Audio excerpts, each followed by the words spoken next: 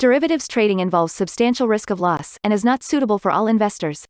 Past performance is not necessarily indicative of future results. So stressful when the world's on fire. Good God. I can't look at this, guys. Like, my strategy is you buy it and you hope that you got a good spot. Yeah, but we all think you're crazy. You don't fight this. No way. The markets are freaking out and you don't think that anything is wrong? Come back tomorrow and I'll lose it all. Should be fun. Good morning, everybody. Well, new week, big number yet tomorrow with CPI. But today we got Columbus Day. So main markets are closed. Of course, we could still see some action today, but I think today might give us the opportunity to do some writing that we've been putting off. So we should be, or whatever you want to look at. If we want to program something today, or you have a question, today is a good day to do it. But let's go over to the charts and just kind of look at what they've done overnight. Wait, did I start the right playlist? Okay, yeah, now we're good. Okay. Well, not too much movement in the overnight. It was a little ugly. It was a little ugly on Friday, right? S&P 500 taking a pretty big dive on the non-farms payroll. Man, it seems like a lifetime ago, that last Friday. The treasuries also took a dive, but they kind of recovered. And while they are kind of to the downside this morning, it is pretty constrained over in the treasuries. Oil took a big jump up, kind of defying everything else as completely different drivers over there as OPEC cuts output. Gold and silver, though, getting just hammered. Oof. I guess the damage in silver isn't that bad, but copper's on the rise, so that's interesting. Copper kind of defying the moment. Well, I wonder if there's something specific going on in the copper markets that I'm not aware of, because it just seems like that's a pretty big move all on its own, Well, and let's come over here. The dollar continues to be strong and now above 112. Can you believe 112? It's just like, when does this thing stop? Where does it stop? Because the dollar has just been on a tear. What does that mean for Bitcoin? Is Bitcoin doing okay this morning? Well, okay, so it's not the worst that Bitcoin has been in the last month, but it's not looking so good for Bitcoin this morning. A little bit of bearish action overnight. Pretty choppy too, by the way. So that's where we're at. Mashon, that's a you've got a weird name, my boy. But welcome to the stream. We'll bring things back over here. And I think first thing we got to do is come look through Twitter and so forth, right? Mohammed El Arian, he sure is on CNBC a lot now. This guy, Mohammed, former asset manager of PIMCO, which was the largest bond fund in the world before he screwed it up. But that's okay. He's still really bright and really knows his stuff. And I've found him to be an incredibly great resource for understanding the current market sentiment and where bonds are going. What he says, I think of us as on a bumpy road to a new destination. Tighter financial conditions, no more zero interest rates, no more injections of liquidity. We don't have potent growth models anymore. Supply chains are going to look very different going forward. I think so. I don't think that we've quite realized yet that the next big kind of like overarching market theme that will start to span across markets is deglobalization. Because of what has happened in Russia, everybody is basically rethinking their supply chains now. and that's going to be a big force going forward. And in the long run, I think that everybody having more robust local supply chains and being more independent will be good for everybody in the long run. But in the short run, there's going to be a lot of economic pain as they try and build it up.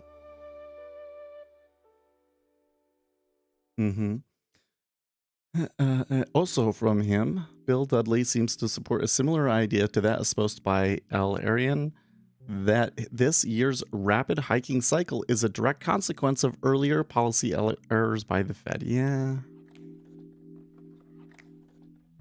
Exam on Friday, finance sector Monday, back Tuesday, GS. Well, that's long. That's a long ways from now, right? 2 weeks from now. Maybe I should. Now you say exam though. Like I need to go schedule my exam. I think soon. I got 4 more practice tests to take. Last 2 times I like barely passed on the practice test. Is there a way to constrain the values in a watch list based on certain times? For example, just the European hours. Oh, well, so are you saying that on your market analyzer, I would like my net change or the daily high and the daily low to be based on a more constrained time frame? I do believe that you can do that because, well, let's see here. So if I click on one individual instrument, maybe you can't. Properties. Because I don't think you can change the time template on it. That's not what they call them, trading hours templates. Today is a holiday. Today is Columbus Day. Columbus Day is a weird holiday, right? For those of you guys not in the US or you're new to markets, basically the NYSE gets the day off and the banks get the day off, but like nobody else does. So like I don't get the day off. And so you will see less activity in the market overall. I think that today may be really quiet unless there's some sort of major breaking news, because we got CPI tomorrow and that's such a huge number, right? And you got lightened liquidity ahead of it. You know, I think that traders are probably going to avoid the markets for the most part today. But because it's a holiday that isn't really a holiday, like nobody takes a vacation on it, there's still like a lot going on. So Columbus Day can be a good day to read around, you know? Good morning, Tobias. I don't know if there's a way to do what you're asking. Well, actually, I mean, there would be. So I think if I come into columns here,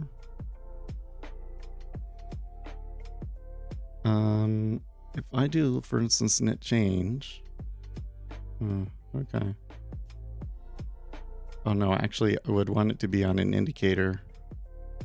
If I came in and did an indicator,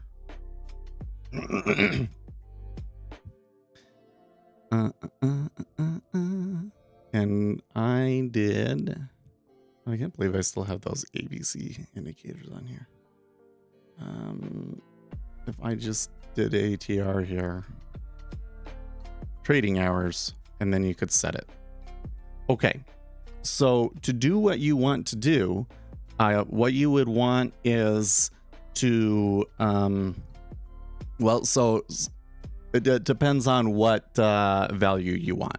But if you wanted like the net change, for instance, you could come in and you could add, instead of ATR, we could come in here and add range, for instance, range, right? And then you set the instrument hours to just be, you know, maybe we do index futures 3 sessions. This is a template that I made that has a different session for all of the different sections of when the equities trade, right?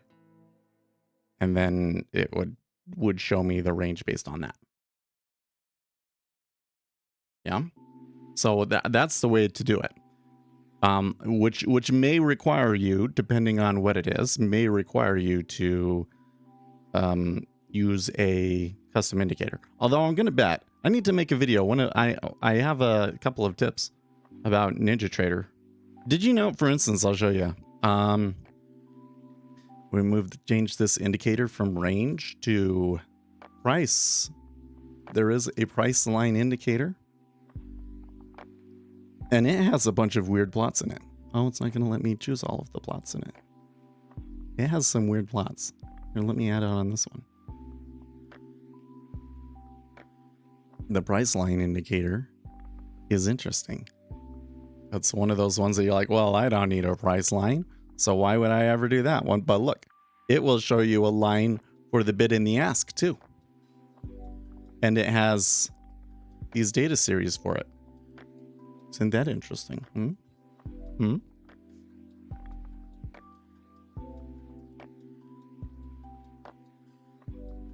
I just want to be able to break the market down by different times to avoid charts. Sure. Yeah, you know, I don't know. So here's the advantage to charts. Let me fix my little market analyzer here. So I do not like price action, obviously. I made that video about that. And lagging indicators can be a problem. There actually are some things that you can kind of do to help with certain lagging indicators. What's his bucket? Euler. He has a bunch of indicators that do compensate for both lag and what do aliasing effects in the markets that can lag your indicators, so they are like more responsive and faster. But I still find that like only gets you to break even. But the thing that I can see on a chart that it's difficult to see anywhere else is the correlation between two assets, right? So like if I come over here to my charts, I always change my crosshair to be this global no time scroll one. So global will scroll your chart. If I'm over here and it's not visible over here, then it will scroll the chart. So I want no time scroll. But then I can just kind of go along and I can say, okay, there was a little move down in the treasury. A little move down in the treasury. You can see all of the treasuries moved. But did other assets move? Well, oil moved up. Gold moved down. There is a little bit of maybe a correlation between a bunch of the assets this morning based off of that, right? And so I can just glance over at the chart and see that. And the other thing that I can see on the chart is how much auto correlation there is in the order flow, right? Like when I see right here in the 30-year in particular, there was a solid and consistent amount of selling through that whole move, right? And seeing auto correlated order flow when I'm in a good trade and I'm letting it run, that's what I want to see. Is I expect to see that auto correlated order flow. Oh, you know what? I have these other charts up here. I think we will close now. Don't need Tesla. This is very we could have continued the data for stocks, but not too many people on stream really asked about it, so I canceled it. So I'll take those off today.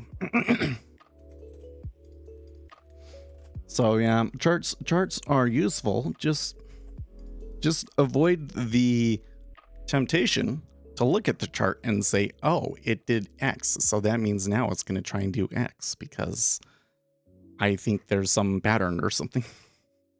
You know, that'll always trip you up, I'm telling you.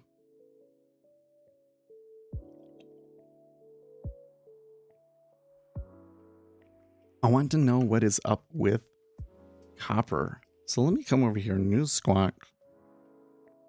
Log,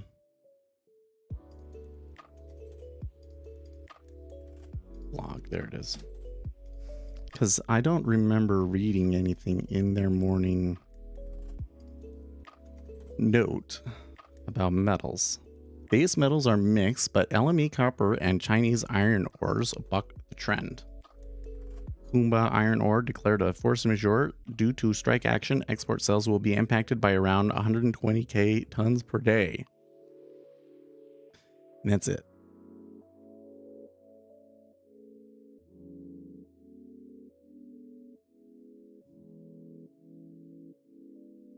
Okay.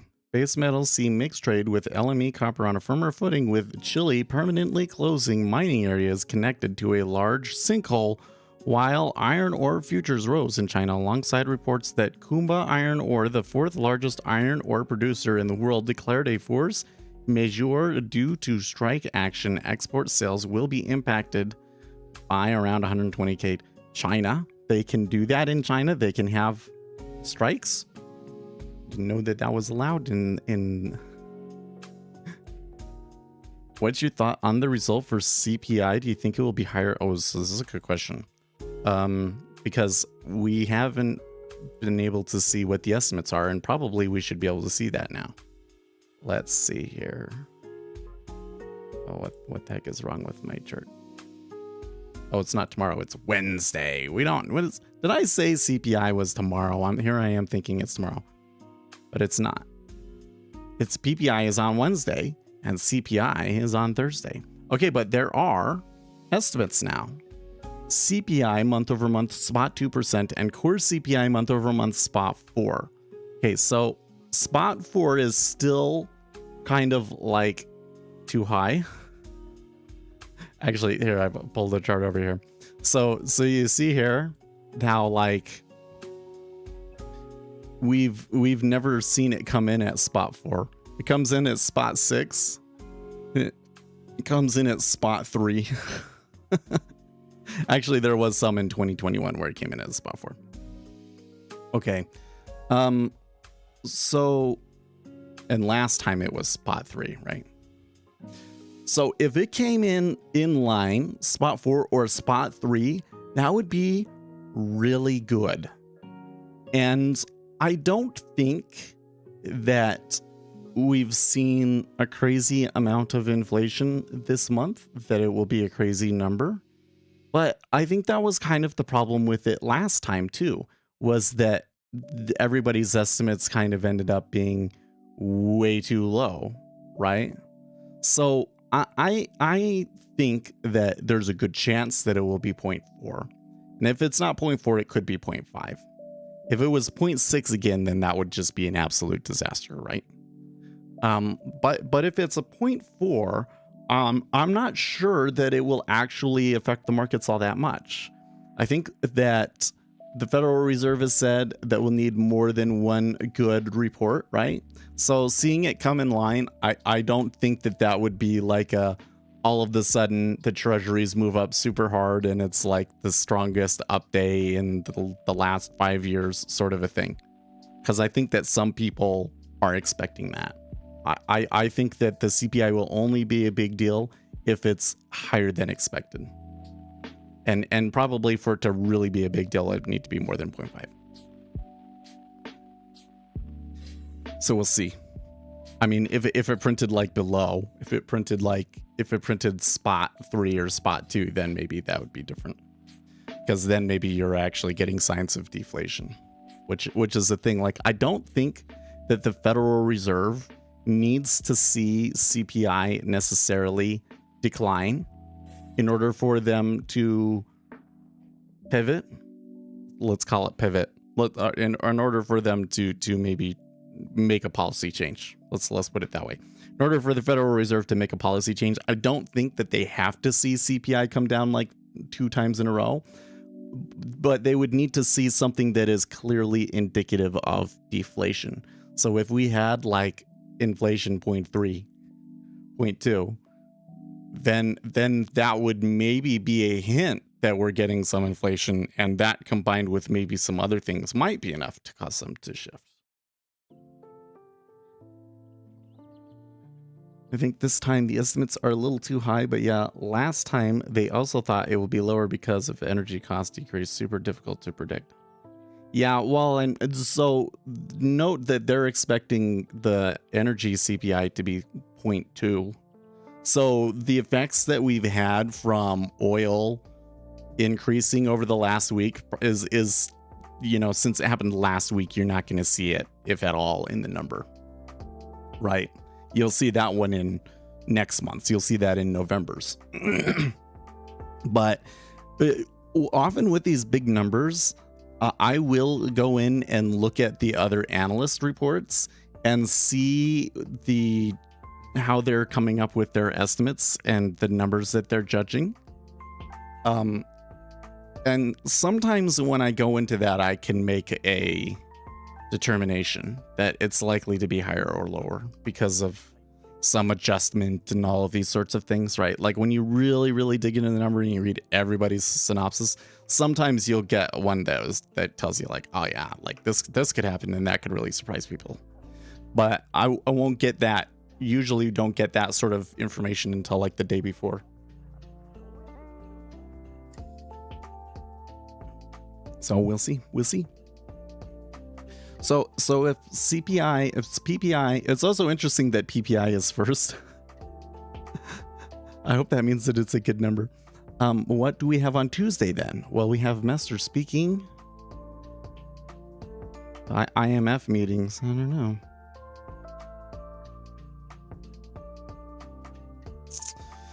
We'll see. Could be a slow start to the week though, because of that.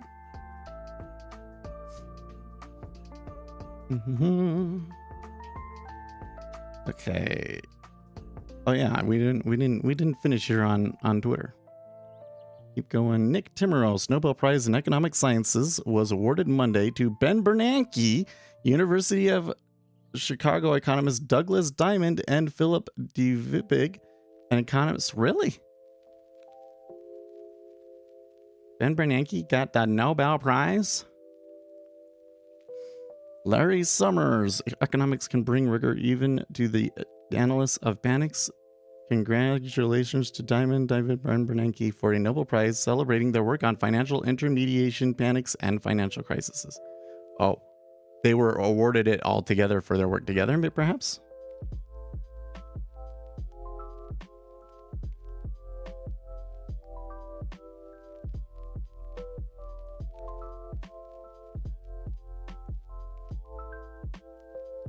Oh, so they're being awarded the Nobel Prize for their work that, they did a decade ago. Okay.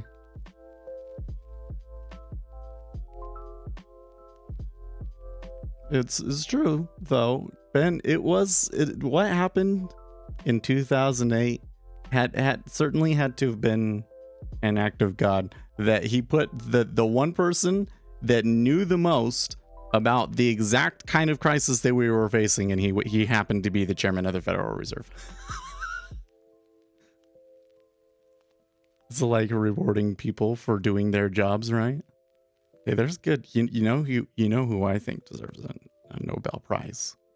If I may be as bold as to say, I think that Mr. Gabiax and Koichen, those two, for their work on the inelastic markets hypothesis, I think that's Nobel Prize worthy work.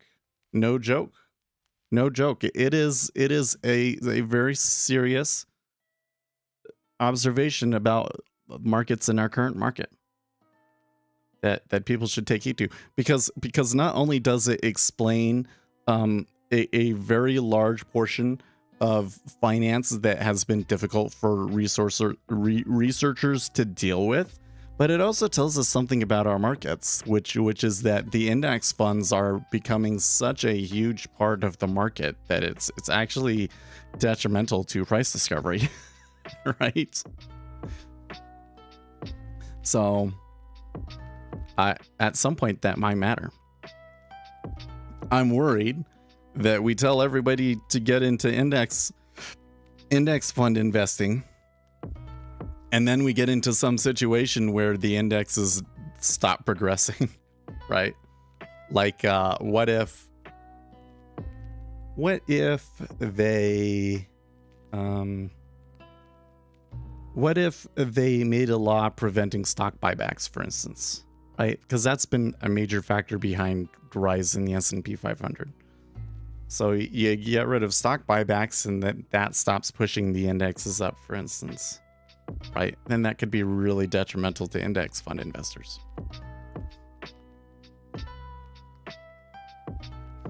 Anyways.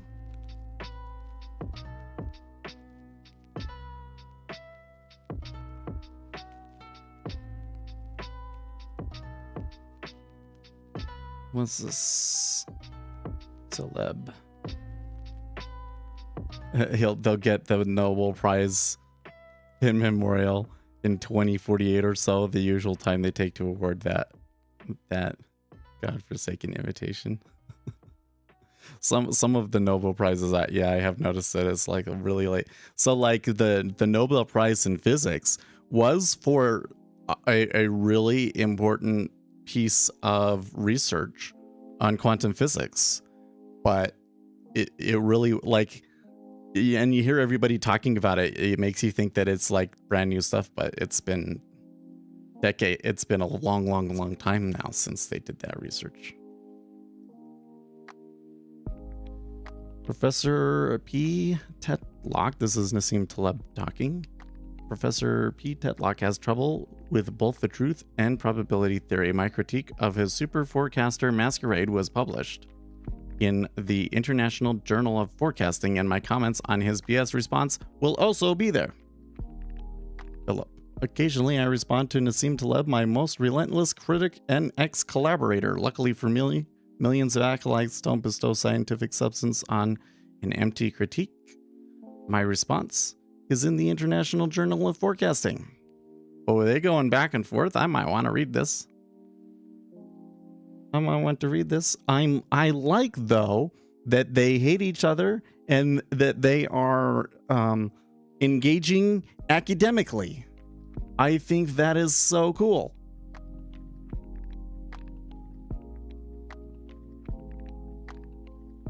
In another paper, in the same Intern Journal of Forecasting, we explain why single-point forecasts don't work in fat-tailed domains and not so well in thin-tailed ones. P. Tetlock can't get fat tails as he still can't get the difference between probability and expectation. So it sounds like they may be talking about stuff that's a little bit above my pay grade. There can be considerable mathematical and statistical differences between the following two items: univariate binary predictions, bets, and beliefs expressed as a specific event will happen or will not happen, and on the other, real-world continuous payoffs, that is, numerical benefits or harm from an event. Way too often, the decision science and economics literature uses one as a proxy for another. Some results, say overestimation of tail probability by humans, can be stated in one result, and unwarranted conclusions that the people overestimate the tail risk have been chronically made since. So is he saying that if we expect CPI to be 0.4, that the fat-tailed nature of it is that your probability that it's going to be spot 4 is actually not as good as you think, and that this is why it's not a very good idea to expect the economic number to come in what people model it to be?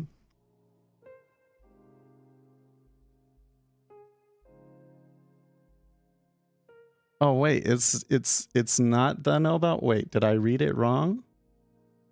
The Nobel Prize in Economic Sciences. Oh, what? Let me see here. I thought that economics was always won that thing. No?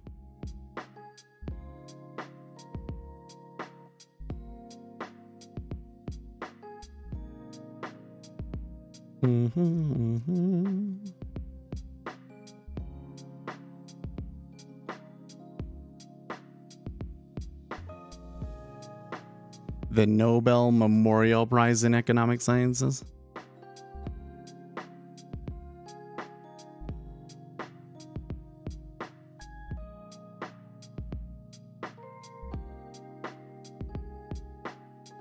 You know a lot about the Nobel Prize, actually. How do you know so much about it?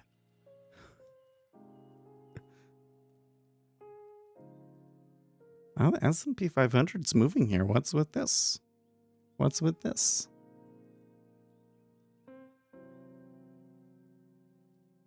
IMF, Georgieva, we cannot afford inflation to be a, quote, runaway train. It can't be it because the markets are moving up on that one.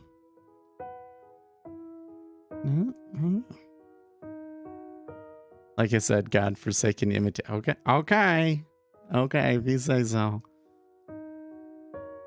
I want to read this. I'm going to read this argument between Nassim Taleb, but maybe, off stream. Cassandra BC Bernanke gets the Nobel Prize in economics. Not a joke. Wow, he does not like that Ben Bernanke got it. That's funny. I understand why, though. You know what? There are some people that are prominent in economics and get a lot of press, like Michael J. Berry, that I feel are just too negative. I think that it's kind of a tendency in us. You get a lot of men that are disagreeable, but like when you think, let's think about Taleb, for instance. Taleb, a lot of his Twitter interactivity is kind of negative, but he's not negative on the economy. Whereas Michael J. Berry has basically been negative on the economy for like the last decade and a half now, right? Oh yeah, and then you got Paul Krugman, who are always wrong. Well, but you know what the issue with Paul Krugman is that he I don't know if this is just like the tendency of people or if he was like strong-armed into it to some extent. But you get people that are an expert in one particular thing, and then the media comes and tries to turn them into an expert about everything, right? So Paul Krugman is a great example because he was like a real economist and he did know something or a thing or two about the very specific issue that he studied and everything. But then he shifted from being an economist to being a political commentator. And all of his commentary and everything was based more in his political opinions than it was on actual economics. And he ended up being wrong at like every turn. And I'm not the only person it's not just the conservatives that hate Paul Krugman that have noticed this. There are many, many people, even liberals, that are like, oh yeah, this column used to be all about economics and now it's not anymore. But yeah, perma-bear. So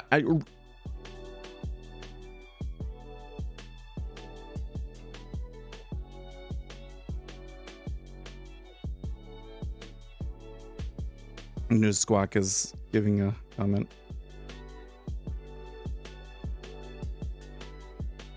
This is coming from Feds Evans.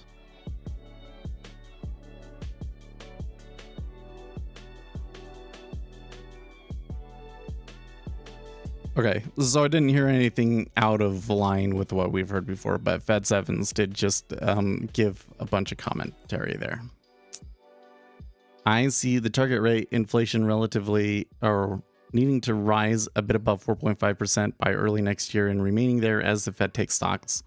The US can lower inflation relatively quickly without a recession or large increase in unemployment. I wonder if the Federal Reserve is like intentionally saying that they're going to go further than they actually plan on doing it, because like the whole thing is that they cannot say anything dovish because it eases monetary conditions in the short term. So they kind of have to pretend like they're being more hawkish than they actually plan on. If Burry and folks like that turn bullish, it's a warning sign to me. Yeah. Well, like here's the thing. There's like really, I think there's three ways of looking at it. Okay. Not three ways of looking at it. There's three kind of like camps that people tend to fall into. Okay. One camp is the people that just do not like the Federal Reserve And as a result, they think that they don't like the Federal Reserve because they believe that the Federal Reserve is an usurpation of free markets. Okay. So they don't like the Federal Reserve, and they definitely don't like all of the quantitative easing and so on and so forth that the Federal Reserve has done in the past decade. And these people generally want interest rates to be high and are generally bearish about the economy. Okay. Don't listen to these people, because these people never make you money. If you listen to these people over the last 15 years, you underperformed the market. Okay. The other side of it is the other extreme, I guess you could say, is the modern monetary theory crowd. Now these people are also tend to be bearish, but for different reasons. They think that the Federal Reserve should just keep interest rates low forever. They are bothered by the idea that there is a natural rate of unemployment. Okay, this group is hyper focused on Nauru. Okay, so they think that Nauru is a farce, and that the Federal Reserve does not need to raise interest rates to keep unemployment above the natural rate of unemployment. Okay, I think that these people are I don't think that that's really based in an economic fact. But here again, you got to be careful listening to these guys. So these guys might not necessarily cause you to underperform the market, but they give you a lot of their commentary is politically charged, and they don't really acknowledge it. They don't tell you. Basically, they're coming out and they're trying to sound like a reasonable economist without saying that they're modern monetary theory jerk-offs, right? And so they will tell you a bunch of stuff that's just not so. And if you just take everything that they say at face value and you don't read the larger opinion of the market and what more respected economists are saying, then you will just get a lot of misconceptions about the way that markets work that would be very detrimental to day trading in particular. Okay, like these people have been completely behind on the inflation situation the whole time, right? Because they're just like, it doesn't matter. We can print as much money as we want, and it will never ever be an actual issue. It's kind of weird. The modern monetary theory schools, the worm tongue of economics. Yeah.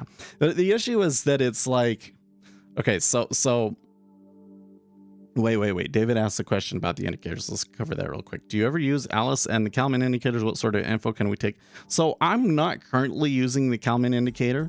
I was using Alice more in my algorithms as like this is a good time to trade it or not, is how I was using Alice.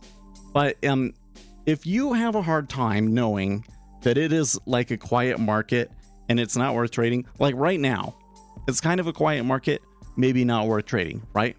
And if you have a problem with that, then Alice will help you. That's what you use Alice for. It's to say, it's too slow. There's not enough volume to really justify me trying to take a trade. Or it's not enough range to justify me taking a trade. Okay. So here's the problem. Here's the weird thing about modern monetary theory is that they don't just pull this stuff out of nowhere. So I think where this kind of starts, and you'll see some, because there are people in the academic circle, and I don't know what the deal is. There's something about having been a professor in school all your life that causes people to be like this or something. I don't know. But basically, we're getting inflation. What do you do about it? Okay, well, one thing that you can do is you can raise taxes. Okay, you raise taxes, you're taking money out of the system. So raising taxes would have the same impact as the Federal Reserve raising rates. And not only that, but raising taxes would probably have a more direct impact, because the Federal Reserve pulling back on credit it's basically just, people have to be more discretionary about where they deploy new capital, who they lend to, right? And the banks basically make determinations about what are the best bets, essentially, right? So the people that are like contributing the least and are the most risky ventures, let's say, or the ones that are just outright scams, all of their capital dries up, right? Okay, but it's through the banks that mechanism works. Whereas if you did it through taxation, right, you can directly like target an industry. For instance, you can say, well, tech has been a really big beneficiary of quantitative easing, and they're a large contributor to inflation. They're not, but let's just say that they were. Then we could increase taxes on them specifically and pull money out of the economy that way, for instance, right? So this idea that you can control inflation through taxation, it's very attractive to the kind of person that wants to be able to come in and make a solid, I make an economic policy decision in Congress and it just goes down to the economy and I get the direct effects that I want, right? Because they're economists, they want to model things, and they think that they have the control. Whereas this whole system that goes through the Federal Reserve, it's hard to model and it's hard to completely understand all of the effects because everything is kind of like comes like 5 orders down, right? Okay, well, but there's a really big problem with the whole concept of doing this with taxation. Well, there's a couple of big problems with it, but the first big problem is that it's just not practical to implement unless you're going to give the Federal Reserve or some other government agency control over taxes, because otherwise Congress will not be responsive enough, right? Because the constituents overall want taxation to be lower. So that's the first thing, is that Congress is kind of incentivized to keep taxes lower. And even if they want to raise taxes like the Democrats do, it's going to be inconsistent, right? Like, you can't have a monetary policy. You base your entire monetary policy based on raising taxes to take money out of the system.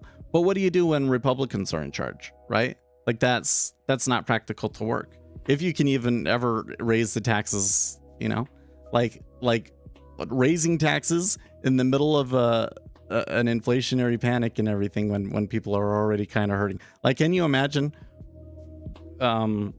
Democrats trying to raise taxes right now? Would be kind of like, it would be an ugly political battle, right? Okay, so what do you do about that? Well, and this is where modern monetary theory kind of comes in, is that the modern monetary theory people, I think, have realized this criticism of it. And so what they do instead is they say, well, we just have a high restrictive tax policy all the time. We have a restrictive tax policy all the time because we know that we can't change it very much. So we just set it arbitrarily high so that it's always contracts the economy. And then we counteract that by what? By printing money on the other side, because we can still control how much money we print. And that's how they control things, is you go from a world where instead of dealing with interest rates, you just adjust the amount of money that the Federal Reserve is buying, right? That's basically their solution to that, right? What's the problem with that? Well, the problem with that is, who wants to keep their money in your currency if that's what you're doing? You're devaluing your currency by printing a lot of money and keeping interest rates arbitrarily low and taxing that money extra. Then there would be no reason to keep your money in that currency, right? That's I think the big problem with modern monetary, but that's basically where they get to it from, right? And so everything, because that's what they want to do, so you really have to realize that modern monetary theory is more about wanting to implement a specific policy rather than the economics suggesting that a certain way of doing things. You get what I mean? It's like, here's the policy that we would like to have, and now let's see if we can come up with economic theory to justify it, right? And that's why I say that it's like you get a really distorted perception of the markets if you're relying primarily on the modern monetary theorist types, right? Now there's I said there was 3 groups, right? The third group is the one that I fall into, and we're not perfect either. But the group that I fall into is the forever optimist is what I would call it, right? So my kind of take on it is like, yeah, there can be bad things going on. We may be going into a recession. We might have like really bad president or bad Congress in office, etc., etc. But markets are very resilient, and in the end, it always pays off to be bullish. So a person like me might get hammered on a down run, but in the long run, you still make money, right? So really what you would like to do, what you'd like to be, is to have a wide swath of knowledgeable people that you're following, right? The retort to that is that we have the dollar and the world uses dollars. So, well, but that's the whole thing, is that if the United States adopted a modern monetary policy way of doing things, and the rest of the world did not, then the dollar would not maintain its primary status, because there would be too much incentive to put your dollars somewhere else, especially if they're going to tax your dollars extra, right? They're going to tax your dollars extra, and you're not going to make any money off of it on interest rates, right? Then you don't really want to have your dollars over here. You would at first you would want to have your dollars over here because you know, the value of treasuries would go up big time, back to like where they were in like 2010, right? But then after that, it would be a slow bleed as the money wants to go everywhere else. Now, if everybody was doing what we were doing, then it kind of evens the playing field, and then maybe you could get away with it. But then the issue is, then you come into problem number 2 with modern monetary theory, which is that it's basically all a scheme to just take away the capital allocation from the banks who loan money out to the government. And you think that the government is going to use that effectively? I don't. Right? So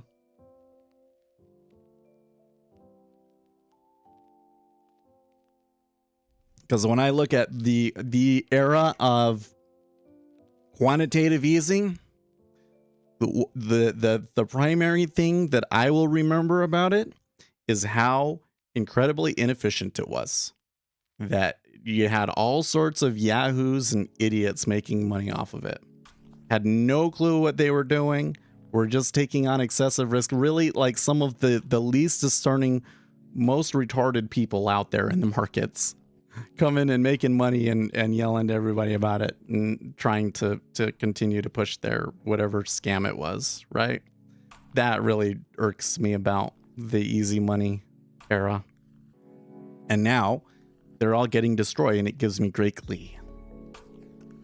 I've kind of enjoyed this year watching rates rise. I don't like the economic pain, and I've felt the economic pain to some extent too. Everything's more expensive, man. It sucks. It sucks. And my wife is like not working, so that's, you know, like a couple tens of Ks out a year. You know, it sucks. So I think I'm faring pretty well compared to most people, though. I think I'm faring fairly well compared to most people.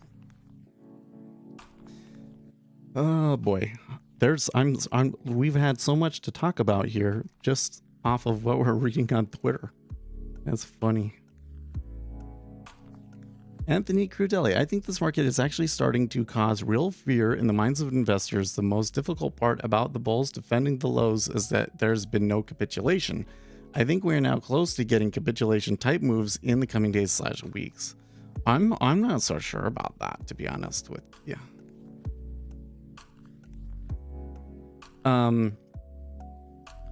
I think the issue is that I, I don't think that there's definitely hasn't been panic, but I'm not sure that there ever will necessarily have to be panic. And I mean, that's not to say that it won't happen. I'm just saying that it doesn't have to happen. And what you could get instead in markets is a market that just continues to move lower and lower and lower until the Federal Reserve backs off rates. Or to be more specific, there's a lot of contrasts between this market and the 2008 market. Like, a lot of people are showing charts and saying like, oh, look, they match up really well. And I noticed that every time that they show these charts, they are like changing the scale of it and stuff. So they don't actually match up as well as they appear. But the whole thing is that if you were to compare this to 2008, by this point in 2008, the markets were already in full-blown panic, and the Federal Reserve was already like well past raising rates and was like emergency lowering them and stuff, right? So, but we're in a different spot. We're in a different spot. That's going forward here. It's not going to be the same as 2008. There doesn't have to be like a huge panic, super big drop, 20% drop here and then the next month sort of a thing. That doesn't have to happen. What could happen is just you have a continual slow bleeding until the end of the year, perhaps, right? And then the Federal Reserve gets to like their terminal interest rate and leaves it there for an extended period. And perhaps even could be like we go into recession in 2023 and the Federal Reserve doesn't really have to do anything, where they just keep interest rates right where they were, right? And so in that kind of a situation, you will see a sideways market, right? Like you could have a market that goes sideways for 2 or 3 years is what I'm concerned about. And then they start recovering, you know. You don't get new all-time highs until like 10 years after 2020 or something like that, till like 2030. Yeah, this capitulation call also annoys me. The bear market is long and persistent. So far, we don't have capitulation yet. Well, because everybody wants to rely on patterns. I mean, if I was Anthony Crudele, I would definitely want to be basing off of patterns, because that's all I've ever seen, right? Because that's, I mean, the economic cycle is a thing, but you know, it's just that we've never been this off in an economic cycle, right? So the Nasdaq's return has been worse than treasuries over the past. No, it has not. I suppose it might depend on which way where you pick your spots, but sideways for 15 years like the late 60s to early 80s. Oh, I hope it's not as bad as that. I think that we will kind of get our act together a lot faster. Because back in the late 60s, you got to remember, I don't think that average person realizes how big of an effect economists like Milton Friedman were. So we always talk about Milton Friedman as being kind of more like a libertarian, for instance, and he certainly had his strong opinions and stuff. But the important work that he did was showing that the Great Depression was largely caused by bad Fed policy, right? And then after him, you had Ben Bernanke, also did some work kind of related to that. We kind of understand how the monetary policy affects things, and the Federal Reserve understands its role really, really well compared to how it did in the 70s. Because in the 70s, they were kind of figuring it out. And by the time, 80s, they'd basically been like, oh, okay. Like now we have a really solid theory to go off of, even though it might not all be correct all the time, right? So I think that it would be hard to see a super extended like bear market, let's say, like a Great Depression. I think it'd be very difficult to have a Great Depression without some sort of other external pressure. Like, for instance, if the war in Russia expanded and became a full world war, that could be negative for the economy and could maybe cause that sort of a thing, right? But I wonder, so I think one of the key decision points in all of this really comes down to unemployment and what is actually the natural rate of unemployment, because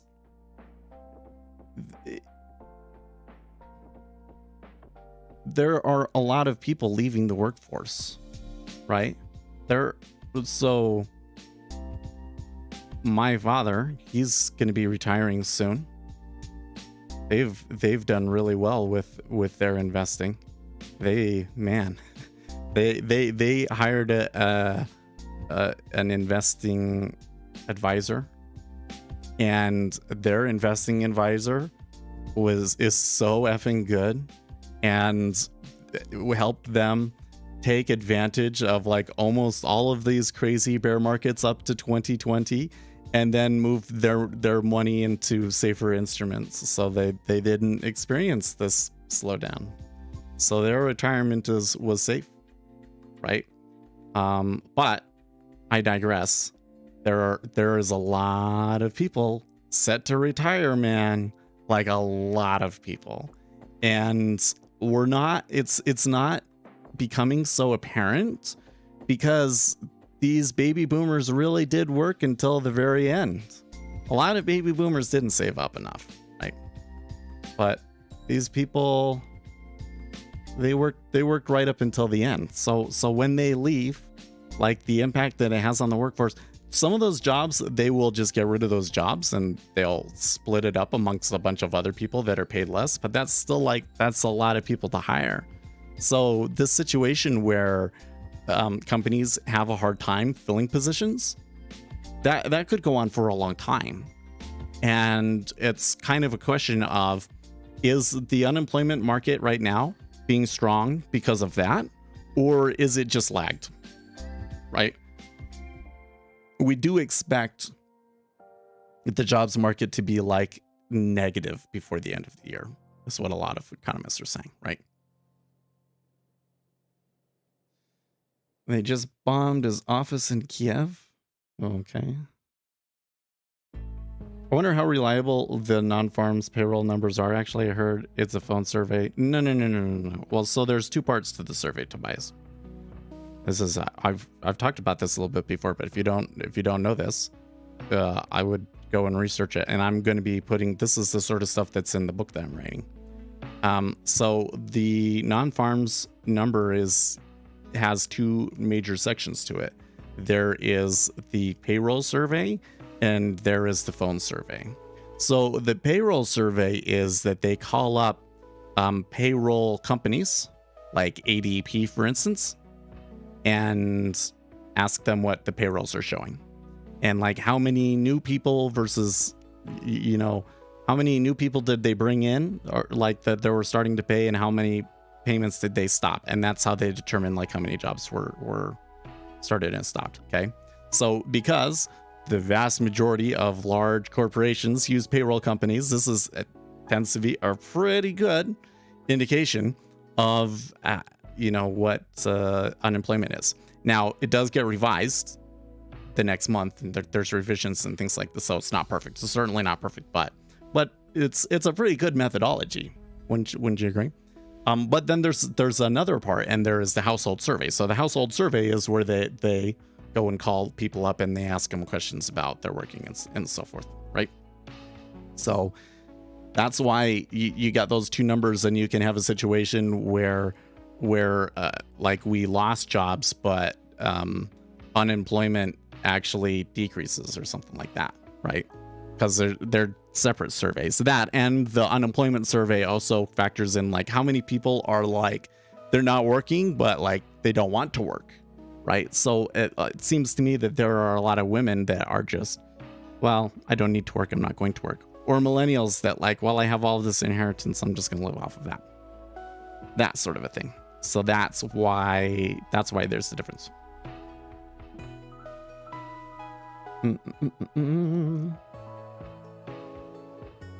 Am I to the bottom of my Not quite.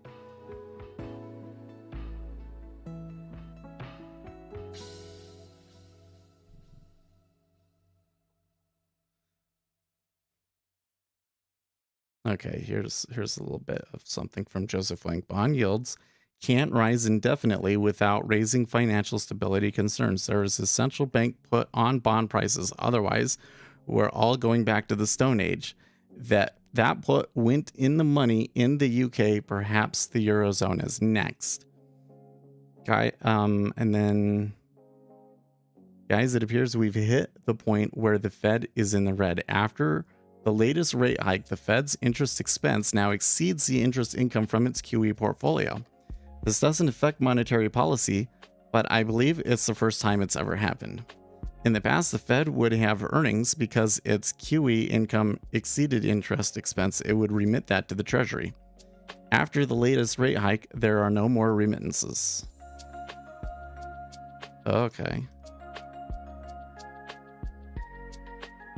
I knew that we were like that there was a possibility of that happening and everything, but I didn't think that it was like it was happening right now. I thought that was like in a few years kind of a problem. Okay. Nick Timmeros, 21 seconds ago, Chicago Fed President Charles Evans' base case would have the Fed raise rates to 4.6% by next year and then hang out there for a while. Quoting Evans, overshooting is costly and there is great uncertainty about how restrictive policy must actually become. That put is 6% for the US 25-year 10-year. That's my grander. So here's my question actually on that sort of a thing.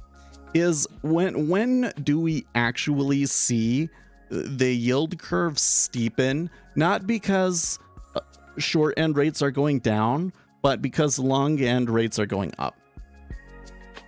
When do you see the 30-year actually reward people for locking their money up for 30 years? You know, because it's been low for a long time, and I thought that with inflation coming back, that the longer end rates would adjust accordingly, and they're not. Suggesting that the market thinks that what we've got right now is like a temporary aberration, and it will be back to low rates all the time forever soon. You know? Let the euro dollar and SOFR situation untangle. Okay, yeah, that's good thinking. Good thinking. I appreciate you being around. Oh, you know what that reminds me? There's this guy on TikTok. His name is Filthy Quant, and I believe who is it that he works for? Oh, well, he's never said who he works for, but I had a guess. Oh, you know what I actually so you know Coding Jesus. You guys have told me about Coding Jesus. I think a lot of my viewers like to watch Coding Jesus. And he doesn't post anymore. He hasn't posted anything for like a year, 2 years. I'm gonna bet that his work told him to stop. I'm not surprised. And but he had one video that was like how to pass all of these like quant challenges, and it kind of implied that he worked for Jane Street. So I think that it was like he basically let it out the bag that it was for Jane Street, and then they said, oh no, you can't do that anymore. You can't do that anymore, I think is what happened. I noticed that too. Wondered what happened.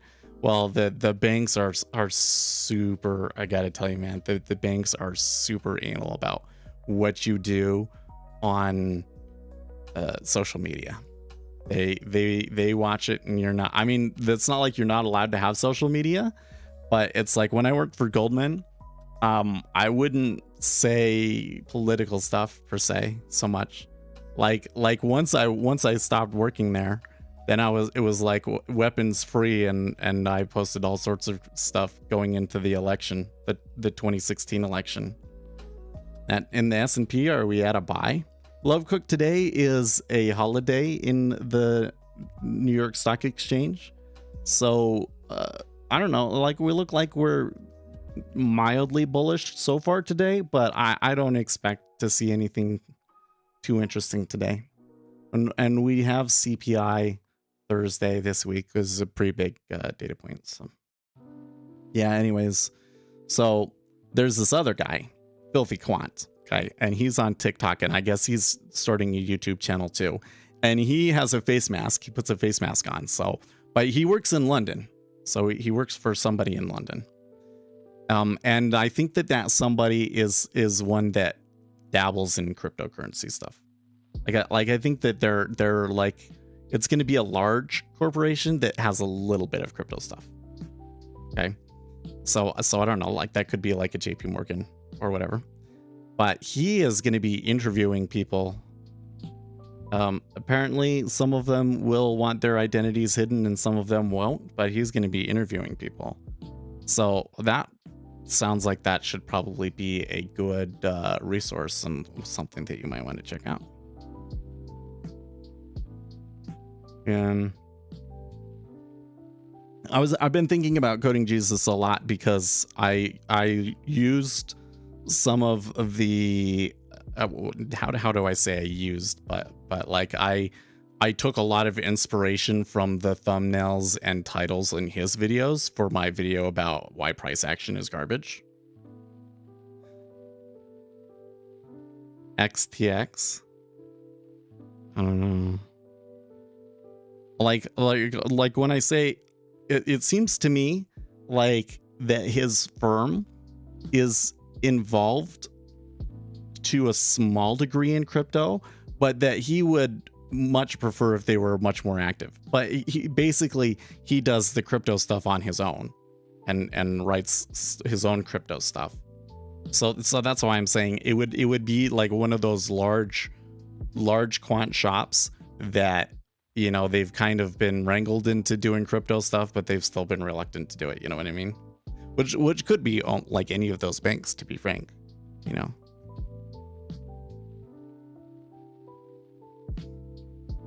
You think the ES is going to test a few? Well, they turned around pretty quickly there, didn't they?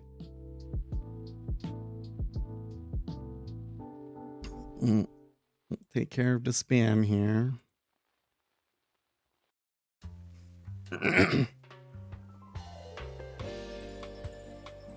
That's Evans still speaking, huh?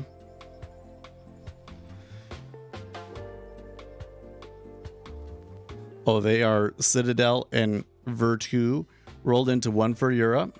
Could be.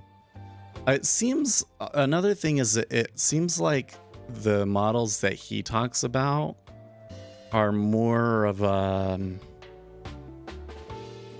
he doesn't talk like a market maker, let me put it that way.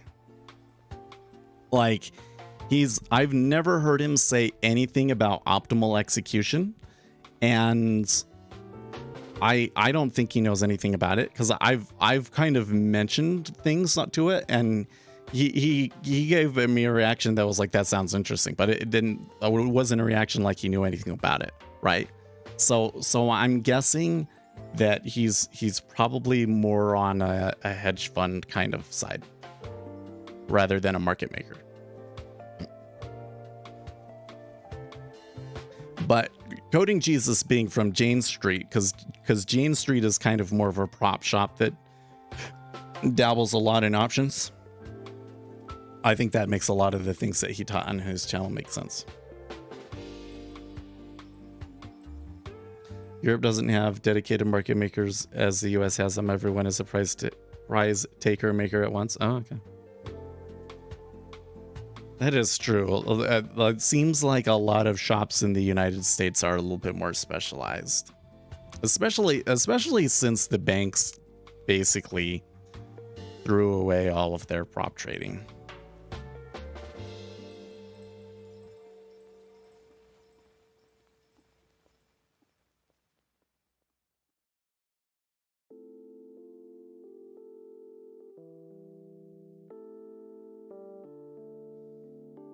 I'm seeing a lot of, like, from the international community stuff. They're still talking about the bridge explosion in Crimea.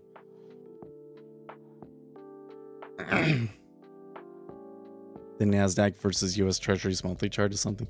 There's like a strong correlation there, isn't there? It was kind of funny. I was saying like, well, like so far it looks like it's been mildly positive, and then like almost as soon after I said that, the market started tanking, didn't it?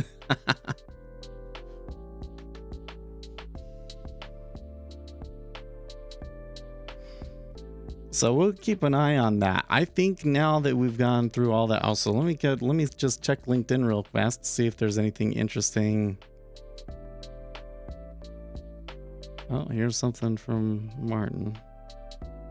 How did you go bankrupt? 2 ways, gradually, then suddenly. I thought about these lines from a Hemingway novel when a friend sent me a Reuters article called Interest Rate Delusion May Be the Biggest Error of All. The narrative was in line with my analysis of policymakers' response to the rise in energy prices. The saying goes, forecasting is very difficult, especially about the future. Timing of financial markets is hard. As timing is hard, a very high consciousness of sizing along market cycles is required for sustainable government finances. This is where policymakers often struggle. They think short term, literally, and their financial commitment does not involve their own money. Many are oblivious that markets can change violently overnight and liquidity, and so the ability to pivot evaporates alongside it. When oversizing becomes apparent and financial stress acute, I wondered whether the Dutch government had made a value at risk analysis of their financial commitments resulting from the energy price cap announced this week. Have they applied a stress test? Have they asked themselves what could be a statistically measured budget gap given the energy cap, or what could be a worst case scenario given our commitment towards our open-ended energy short? Followed by the question, when budget gaps occur, can we get out, adjust policy, or are we forced to double up and borrow more? The Dutch government's former frugality and record low interest rates made it relatively easy to open the support floodgates during COVID. The big mistake policymakers made, though, is assuming that interest rates would remain low forever alongside economic growth. This made government debt as a percentage of GDP a very attractive metric. No need to look at the absolute debt level. Gradually and then suddenly interest rates went up, and everyone's growing debt size due to massive inflation and energy support packages right after the massive COVID packages becomes a problem. Borrowing costs will rise with it, and even more borrowing is needed with a flat or contracting economy. The Dutch 10-year interest rate went from 0.5 to 2.5, which for simplification's sake reflects euros 13.5 billion extra debt servicing costs on a fully refinanced debt. This is about the same as what we spend annually on our defense. Wow. They're going to spend as much on servicing debt as they do on defense. That's not good. Central banks and pension funds, that is us, take large market losses on bond holdings. In the UK, pension funds got margined out of their interest rate swaps. They were forced to liquidate assets among other government bonds to cough up liquidity. Better liability coverage on paper does not generate hard cash in the spot, while governments across Europe all need to issue more debt. Too much debt is always the cause of economic adversity. Is keeping the heating on worth it? I don't think so, as we will add another crisis to the several we already endure, a debt crisis. This guy is super smart. When I read his what he says about Europe, I'm concerned. So that was my first impression always too. And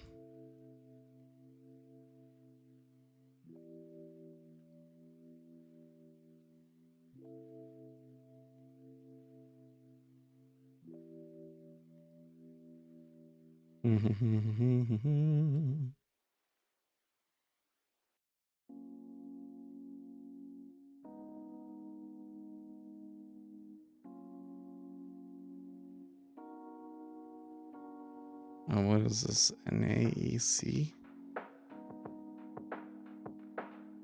New Approaches to Economic Challenges Initiative. I don't think that's interesting enough to read to you guys.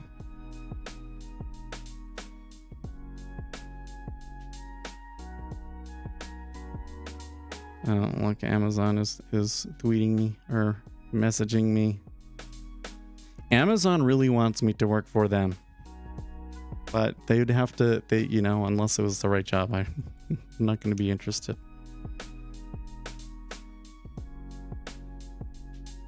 The Dutch government is capping the price of gas to 1.45 euro for the first 1,200 cubic meters from January. By the way, the average annual consumption of a Dutch household is about 1,300 cubic meters annually.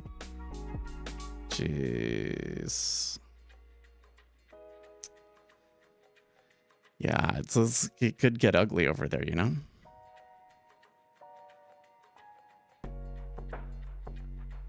Ooh. Nicholas Burgess's want to learn more about electronic interest rate markets, theory, pricing, and practice. I am writing a book on this topic and have finally got to the proofreading stage and hope to publish shortly. The book comes with Excel pricing workbooks, Bloomberg snapshots of trading and pricing screens, and background reading materials. The table of contents and supporting materials can be found in the below link. Oh, I am super interested in this guy's stuff. He's been a good find on LinkedIn too. Ooh, he's got a whole GitHub. He's got a whole GitHub.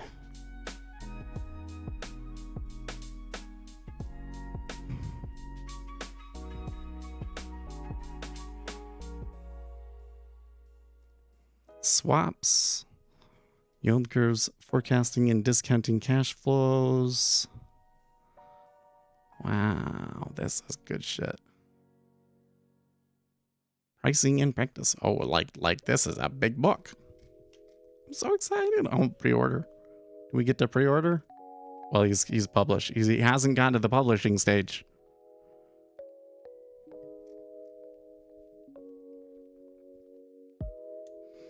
This brings me back to the government should only finance themselves with bond issues and abolish tax. So the thing I was saying is like, so I was, I think it was Matt Clark on TikTok who was talking about using taxes to like control inflation, right? And I was like, well, there's no way that you would be able to get the politicians to like do the right thing in a crisis. And he's like, well, they've been fairly responsive in crises. And I'm like, yeah, but printing more money and spending money that you don't have is a lot easier. It's a lot easier politically than to take money from people,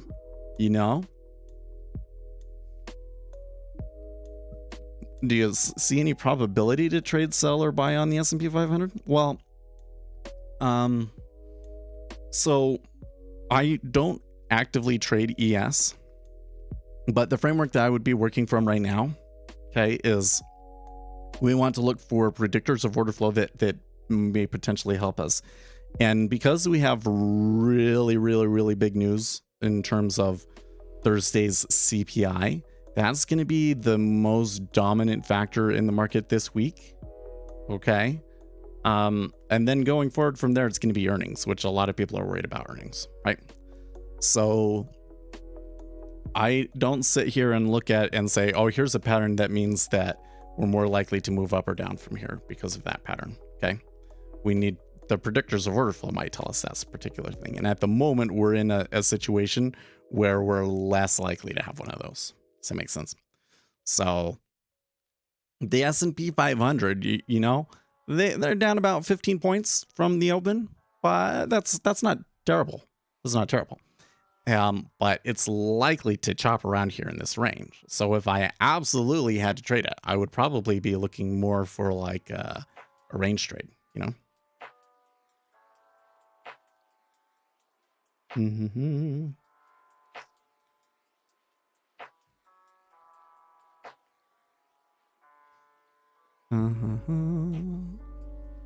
Yeah, I'm really want to read this guy's book.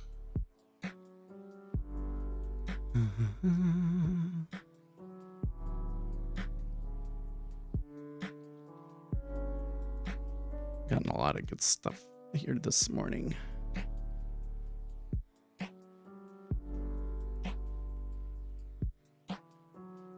Oh, that's cool.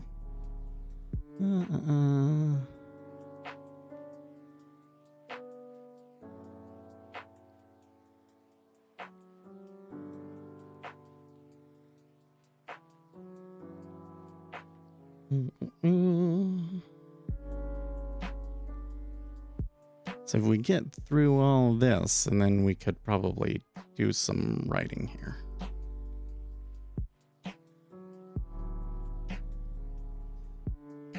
You guys could probably help me here. Yep, looks like that's all there is. I'll leave that open. Leave this open. I'll drag this tab out and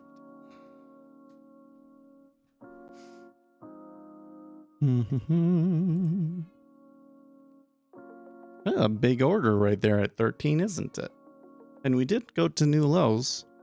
I don't know if that would have been a trade terribly worth trading, but oh man, the micros did have barely moved at all. They've definitely less liquidity here for Columbus Day.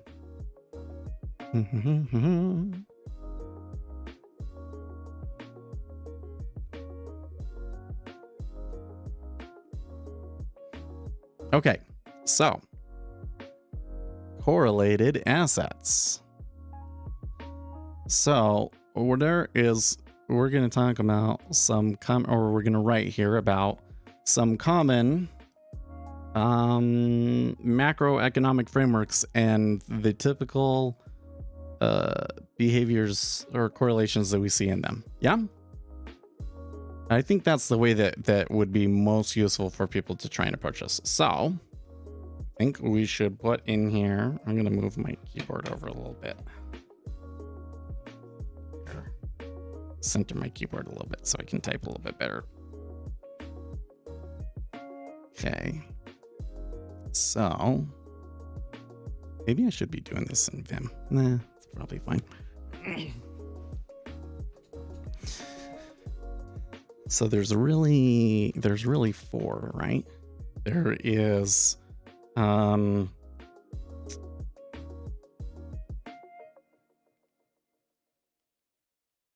what do we call them though? So the first two is risk on, risk off, I guess you could say. Okay, so first one we got flight to safety. First, flight to safety economic framework. There is the growing economy risk on.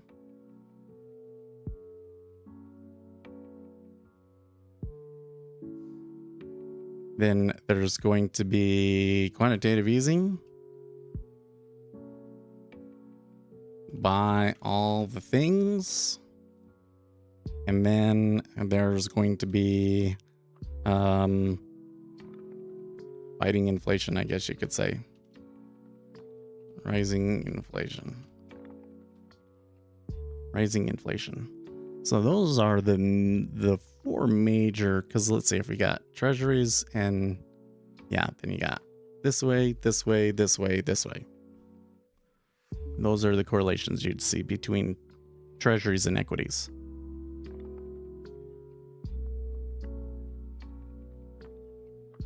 A video about the impact of a strong dollar would be cool. I think it'd be cool too, but I don't know if I'm the person to make that video. But there would be currency movements. And currency movements. Trying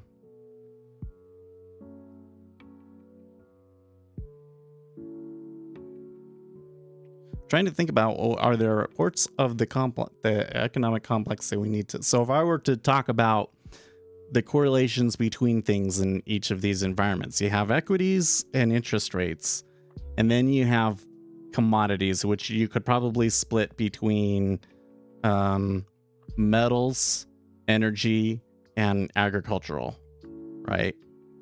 And then you've got individual currencies. I think those are all of the major sectors of financial instruments that you would want to talk about, right?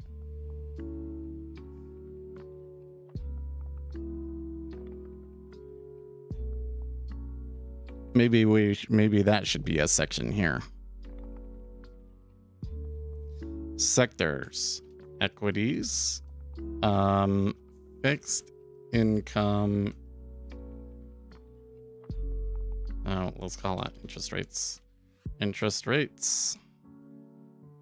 And then we have energy, metals, agriculture. And then we have individual currencies.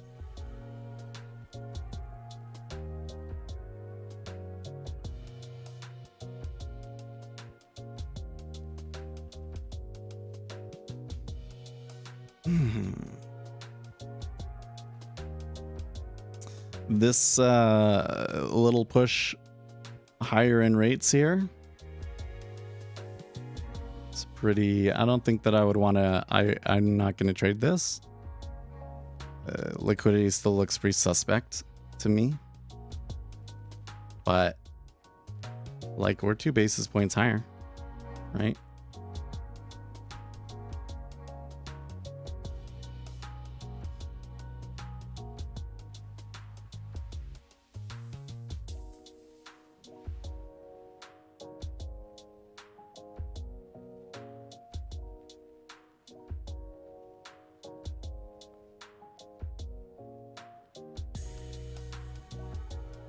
Metals are most strongly correlated with the interest rate markets.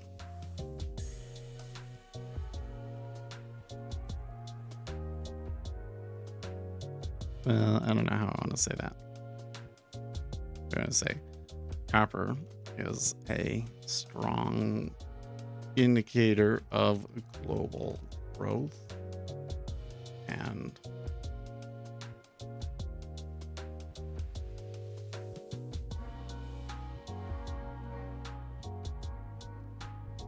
is particularly responsive to growth in China.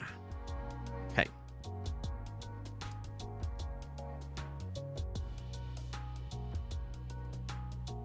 Agriculture.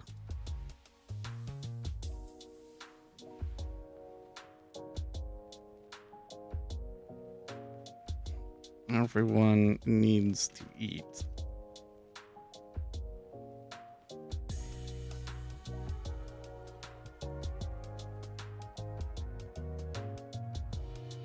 Better. Let's see here.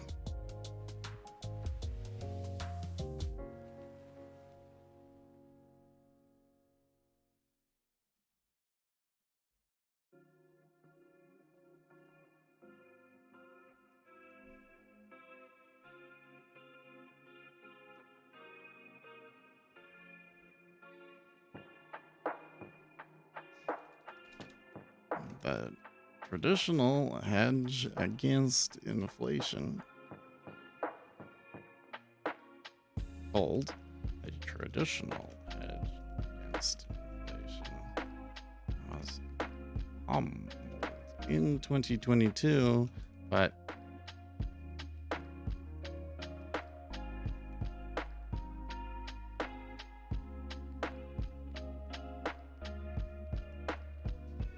well, culture made strong gains. Although since then, the agriculture has kind of backed off too, hasn't it?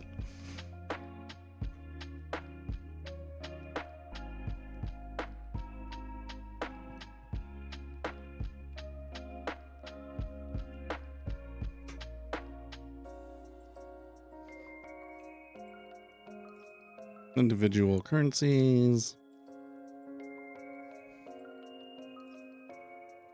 Yen is highly correlated with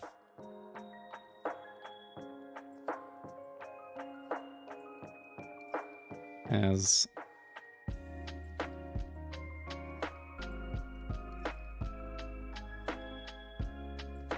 Japanese yen is highly correlated with treasuries as the Japanese are the largest holders of U.S. debt.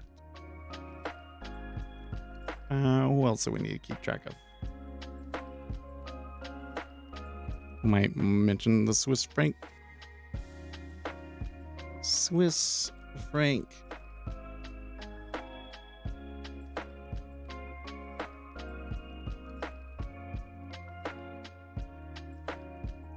Swiss franc is a strong reserve currency. Okay.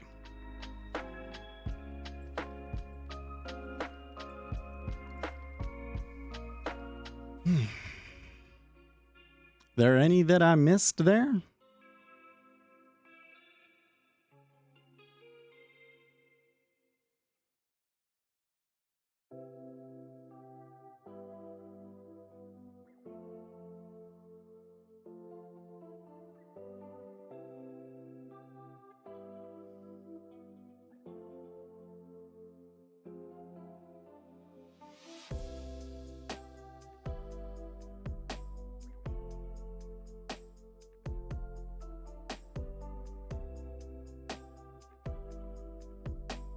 How do we say this? What do we say flight to safety? Because it's not just growth. It'd be kind of like when bad things happen, right? Like global instability.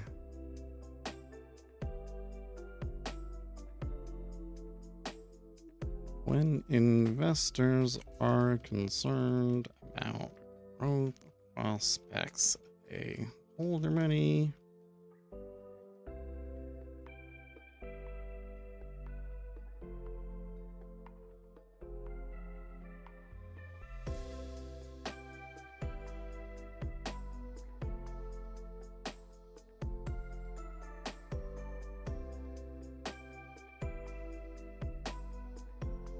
Treasuries.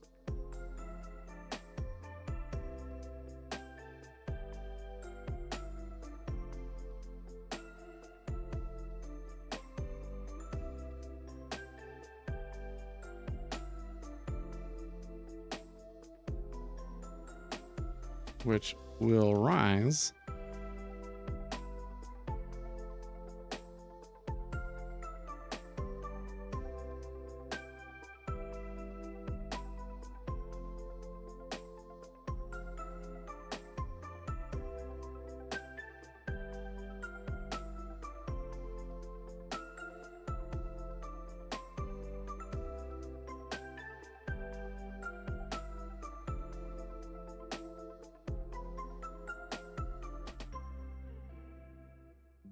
as the market anticipates.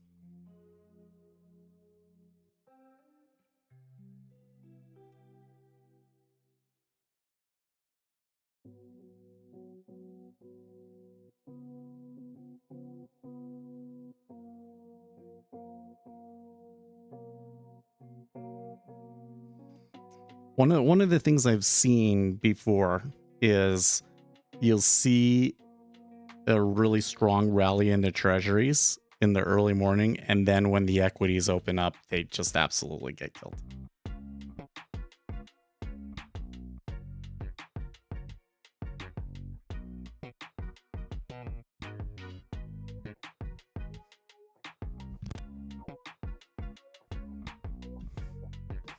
In other words, with this particular correlations, I've seen some situations where they didn't move at exactly the same time.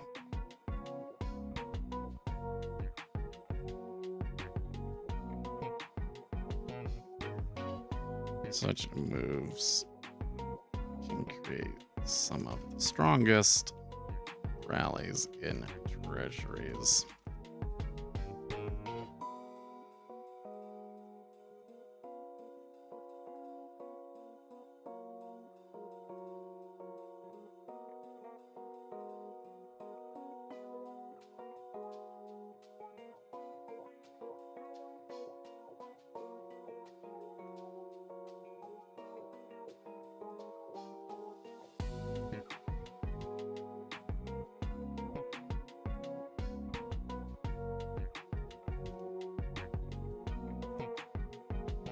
You're excited about CPI? I'm not. I'm absolutely terrified of it. Absolutely terrified of CPI. You're holding a short in the bonds? I guess if you're holding short in the bonds, that's probably okay to hold, but yeah, in ZB, jeez. I can't get myself to hold, well, not a full one, full ZB over the weekend, man, because I've seen too many times where they did really wild things over the weekend.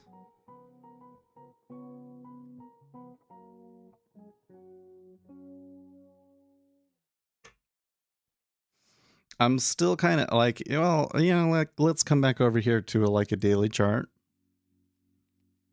of ZN, right? So we've seen a lot of volatility the week before last, and then last week it just kind of turned into a pretty steady stream down. We haven't gotten to like new lows yet, though.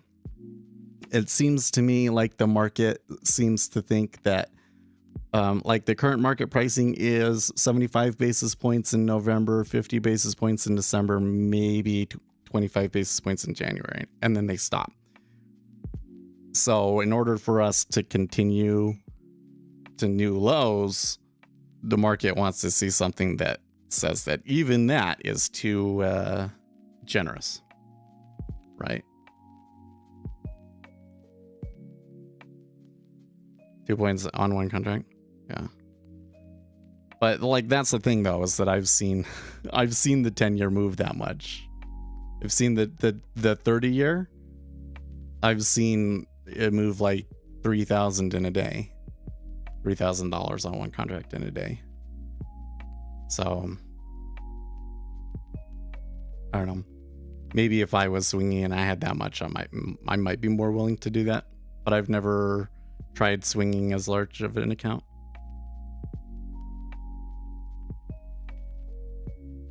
You're only gonna take 50% retrace on that? Well, yeah.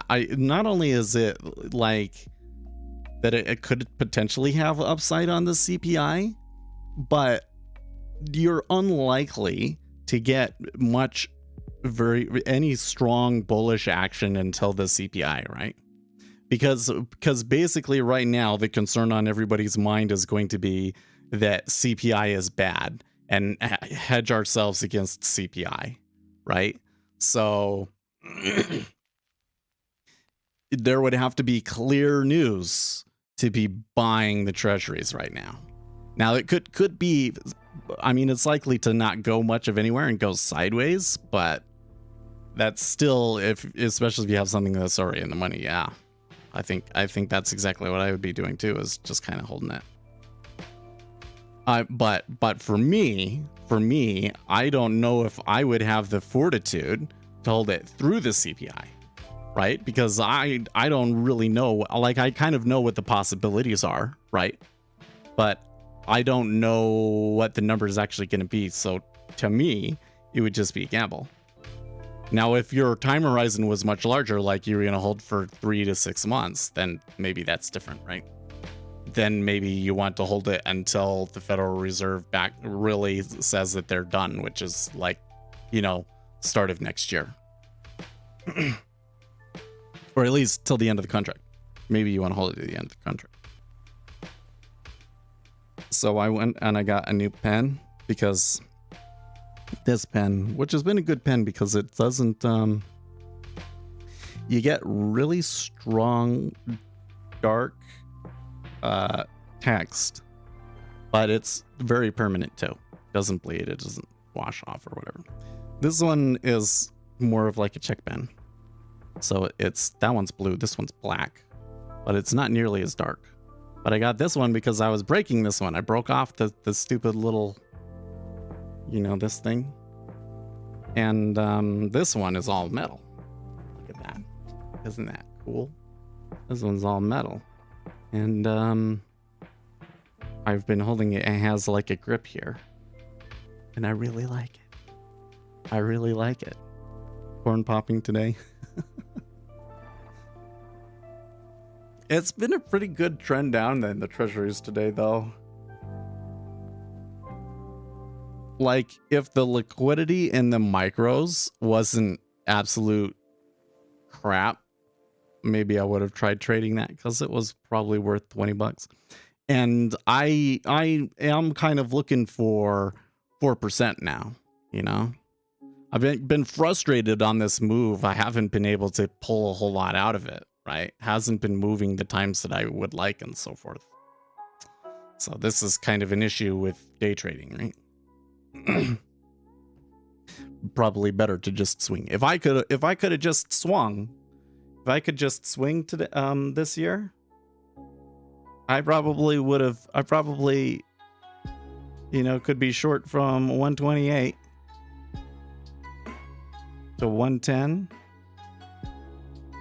So like $17,000 on one contract, you know. That was pretty good, right? But for the size of an account that I would want to have to trade that sort of a thing, that's still only like double your money, if that. So anyways, so we were writing over here, right? Flight to safety, growing economy. So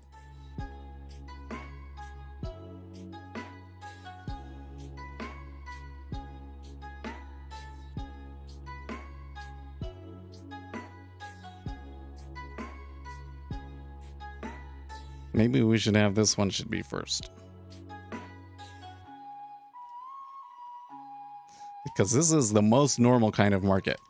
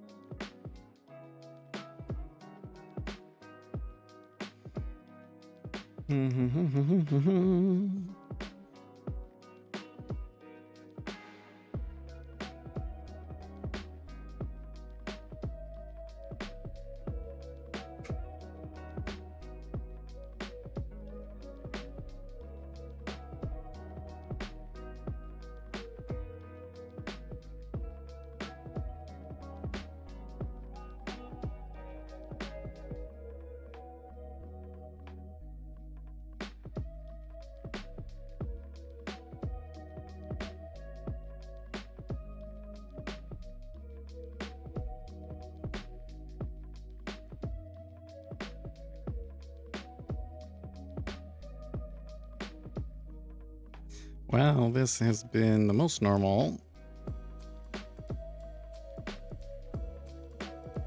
market historically. It has not. We have not seen it.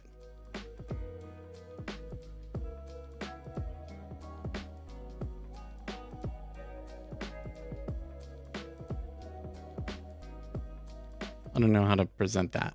I'm just kind of putting down the main ideas and I'll be coming back over and kind of rewriting these bits.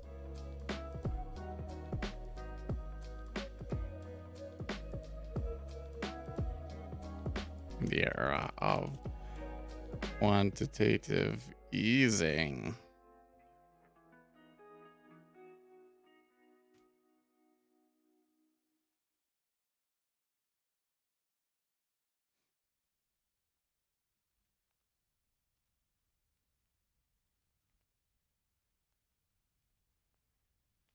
Since the 2008 financial crisis, we've been unique.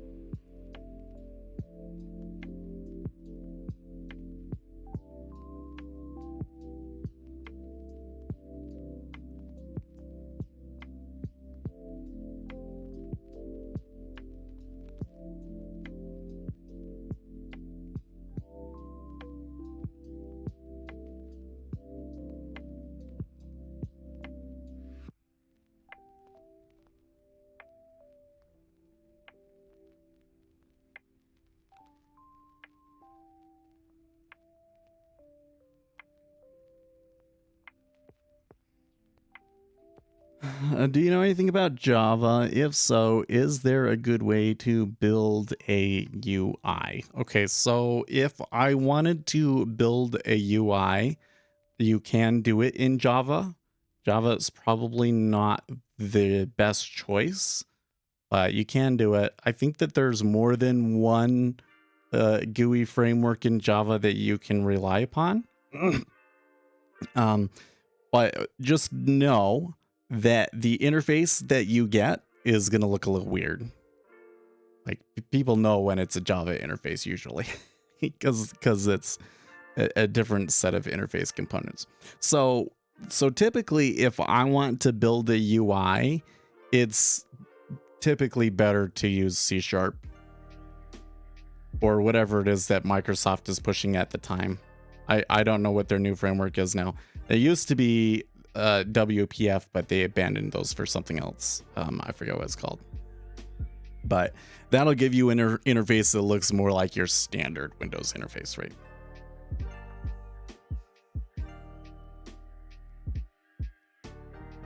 Did we didn't move lower again, did we? Oh yeah, we did, because we were at 08. It's a strong, so what does that put us at on rates now? 9.3. 30 basis points isn't bad. How much higher do you think the Fed might raise, and what type of things are they looking for to start bringing? Okay, so they're probably going to raise interest rates 75 basis points in November, and then the market is pricing 50 basis points in December and 25 basis points after that, at which point they would stop. So I think that means you get to 4.5 essentially is where they look like they're headed right now. Now, the big thing is inflation, right? You want to see inflation being tamed. The issue with that is that inflation is a little bit of a lagging indication, right? So we're already seeing economic weakness in leading indicators, okay? But we're not seeing any economic weakness in jobs, which also lags.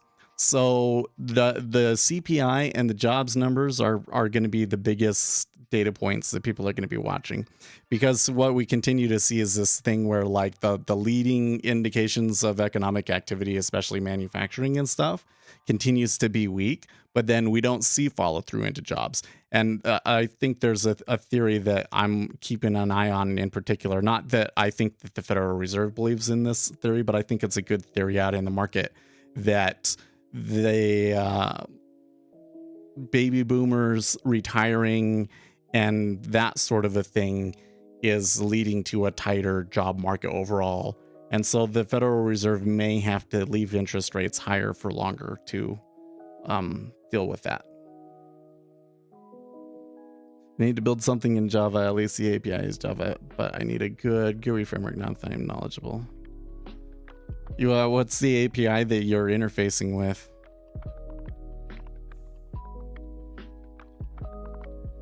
Because a lot of the time you get, it's like, oh, we have an API. Oh, bookmap. Yeah, okay. That's different. And you need to make your own GUI framework? So in that instance, though, you would, doesn't bookmap provide or tell you what framework they're using? They probably should somewhere. And you can make me look.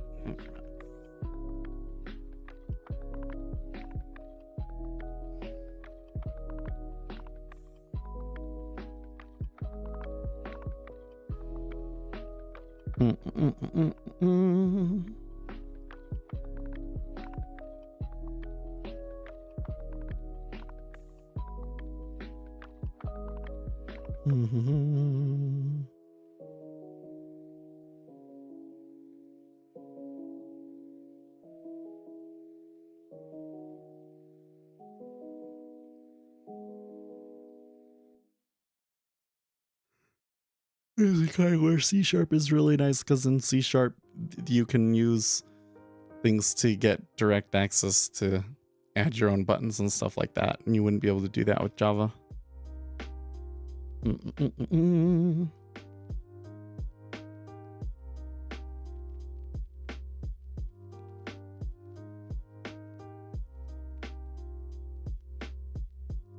Here we go.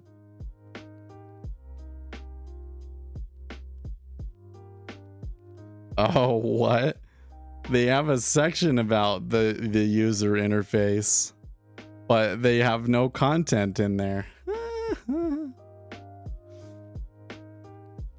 Well, you know what?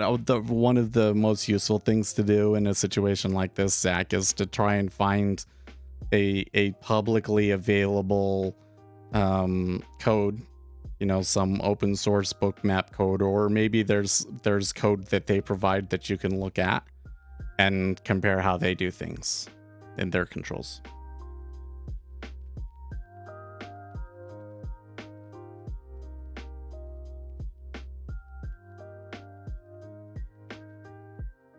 But looks like their documentation is incomplete.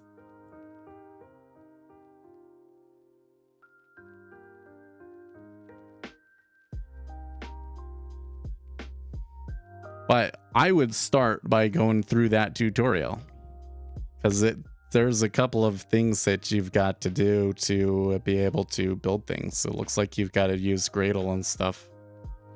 So you kind of have to duplicate their build pipeline, essentially.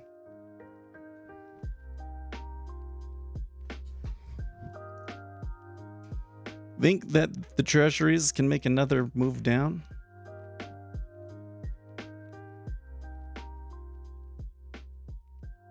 They did beat out Friday's prices.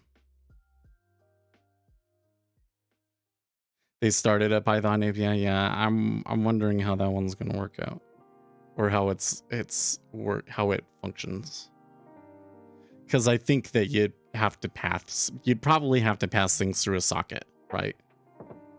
You're probably not going to have a situation where you can like directly share memory, unfortunately. Could be wrong, but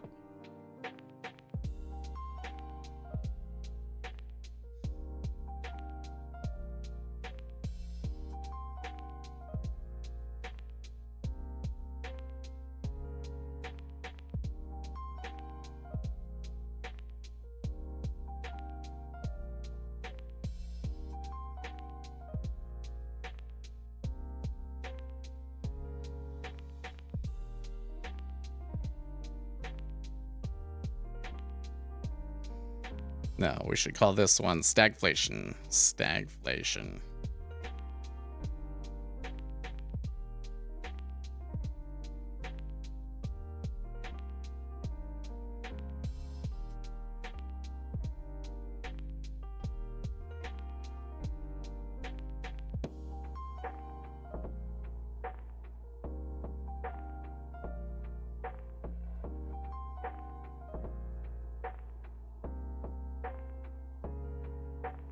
Let me see.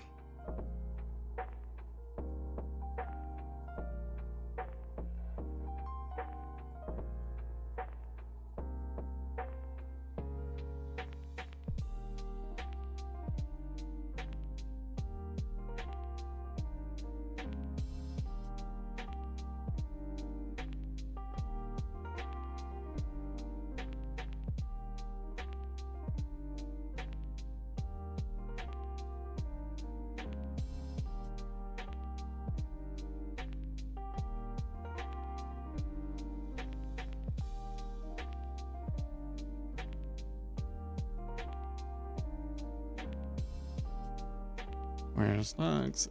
And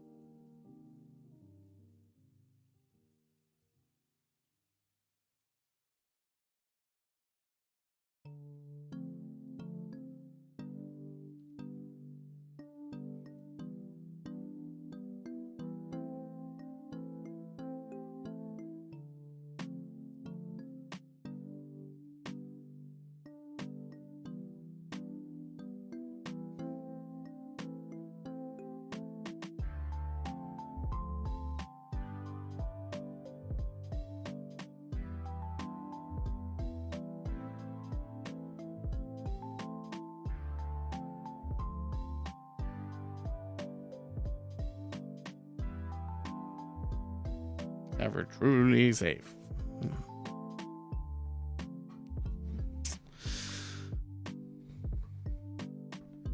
Periods of stagflation can be particularly damaging to markets. In this situation, we see strong inflation accompanied by weak economic growth. This gives us the odd situation where stocks and treasuries fall together as the Federal Reserve raises interest rates to battle inflation. In such environments, some hard commodities become the alternative flight to safety, although no asset is ever truly safe. Okay.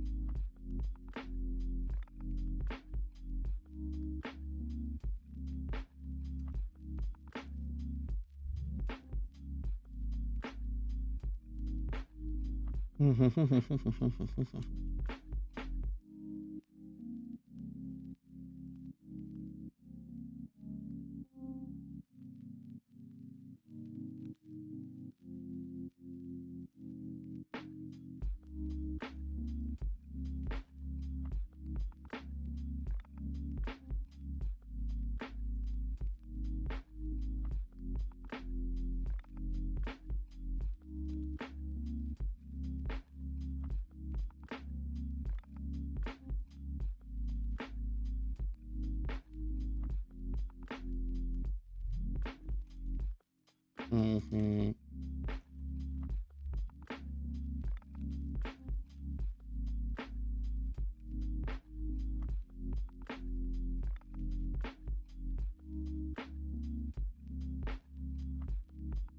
Mm-hmm.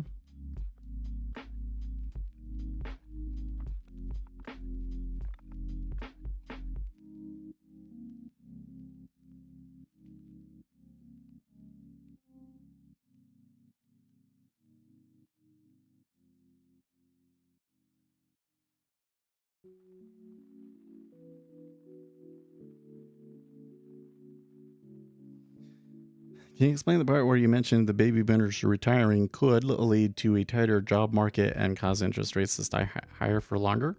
I didn't fully understand that. Okay, so if baby boomers are retiring, that basically means you have open positions now left from them leaving that job, right? Now, what many companies are doing is instead of saying, oh, here's this guy that was working with that baby boomer and knew that baby boomer really well and should now be able to take over that baby boomer's job. Instead, what they do is they say, we're going to take 3 people and those 3 people are going to replace that baby boomer.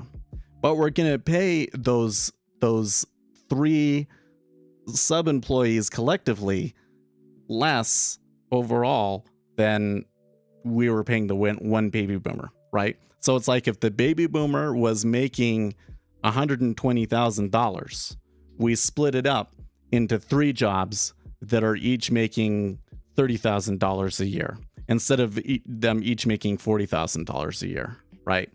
So 3 times 3 is 90. So together they'd be making 90K instead of the 120K that they were paying the baby boomer, right? So the corporation saves money overall.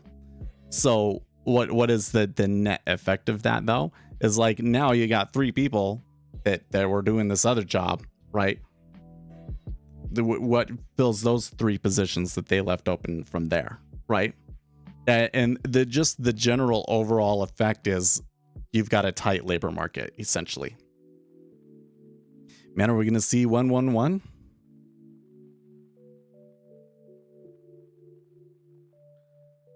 Looks like that's where. Did I not reset things again? No, I think it did. I think we just moved.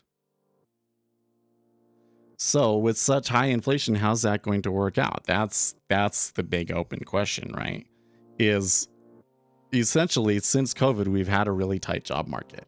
And I think that this tight job market is a combination of both recovering from COVID and baby boomers retiring and decisions that companies have been making in regards to jobs policies overall. Like the issue is that companies haven't wanted to really pay workers what they're worth for a long time, right? Companies have gotten a lot of efficient. Holy shit! What the fuck?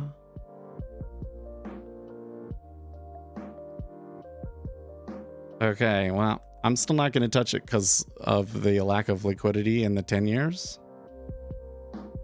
But something just happened there. There's got to be a headline coming out here because the euro popped really hard when that happened and the dollar got crushed. So maybe there is some stress. So let's come and look at the British. Let's go look at cable. I am seeing a rise in cable as well. Okay. Germany supports joint EU debt for loans to address the energy crisis.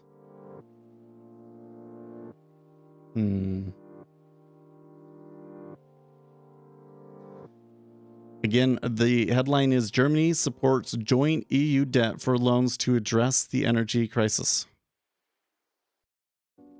So this is a piece of news that has probably been out and going maybe for the last hour and we didn't know about until now.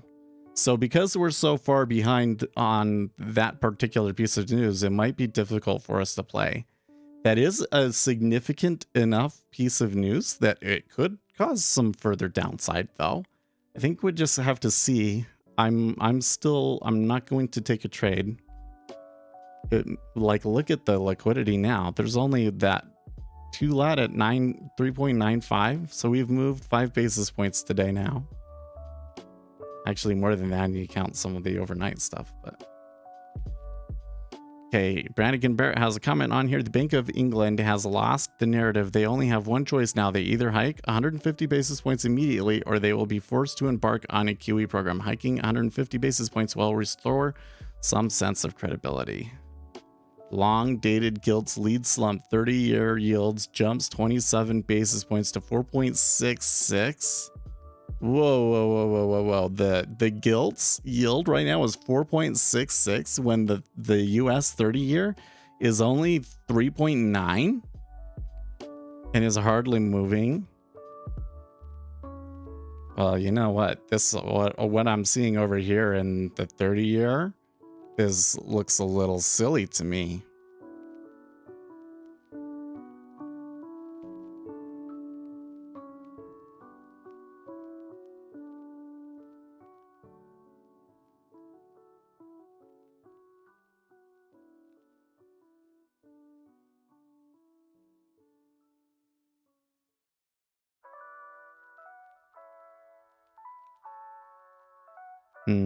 No.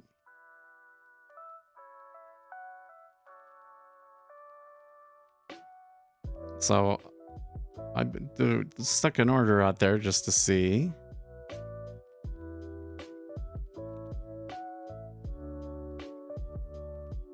There goes your stop loss. That sucks.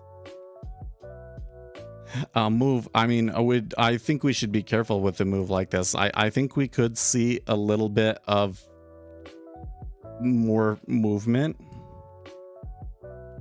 but you know, that kind of a rush could be a good opportunity to take profits. I don't know.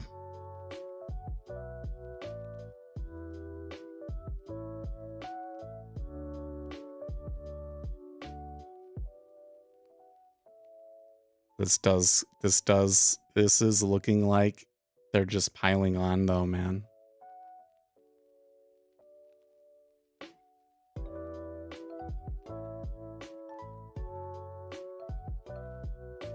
So the currency move that I'm seeing here doesn't make sense to me.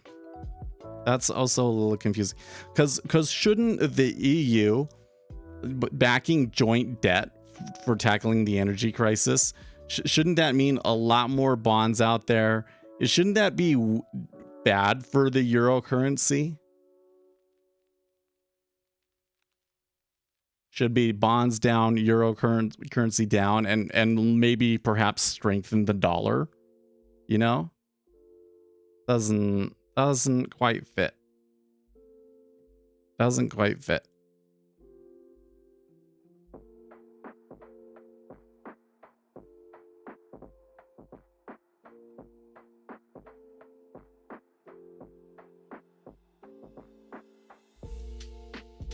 Surprisingly, they actually are trading into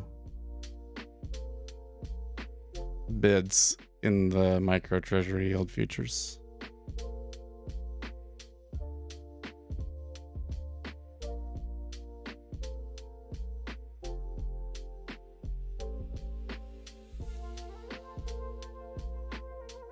Well, another thing we got to keep in mind is that the liquidity is light because of Columbus Day.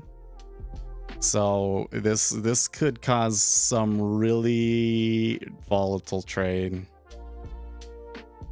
Kind of makes it look like, oh yeah, like this is just gonna go down all day. I just need to FOMO into it.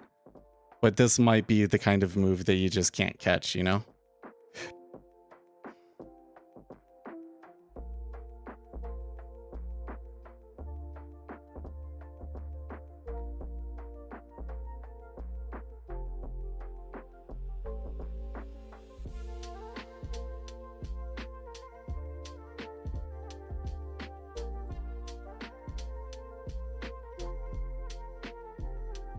That Puke, by the way, was about 4,000 contracts.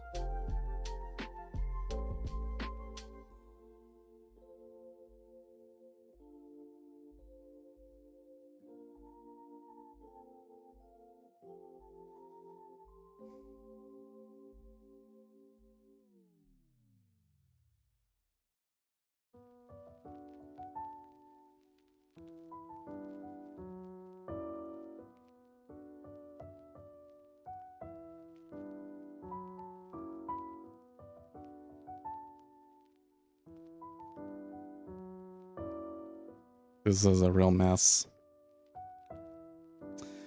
The thing is that you typically, especially on a Columbus Day, you don't really get a whole lot of movement. But if you got some news, then you've got a situation where, look, oh my gosh. Oh my gosh. Yeah, I thought so. Come on. Yeah. Get back in line there.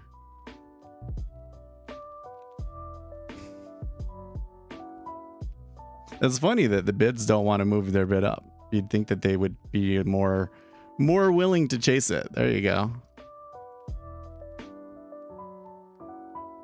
Now this bid in the 30-year is ridiculous, right?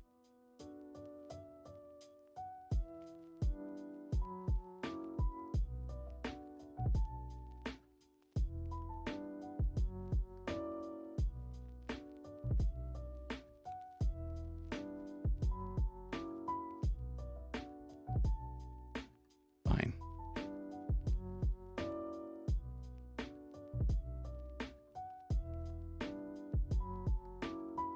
I pulled it up till we were 10 tick spread, and they hit it almost immediately.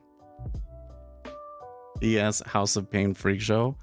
You think that the ES is going to start like really tanking, huh? Could be.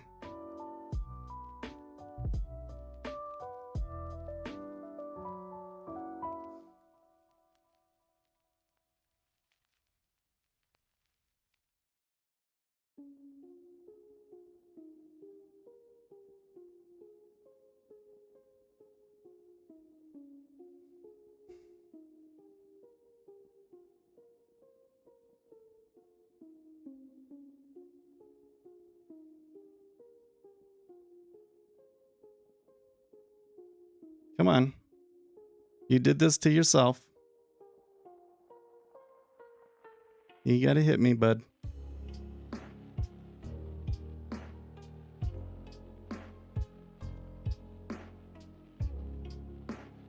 Okay, so again, the news is Germany backs joint EU debt for loans to tackle energy crisis, being reported by Bloomberg.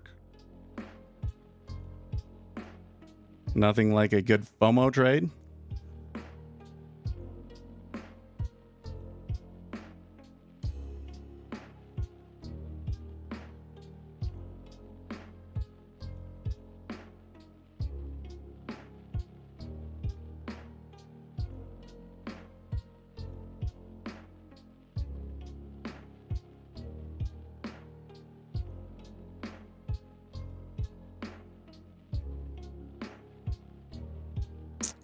This move is starting to scare me a little bit, to be honest.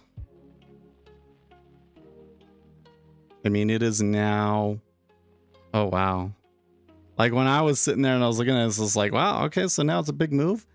5 basis points has already moved another 5 basis points already.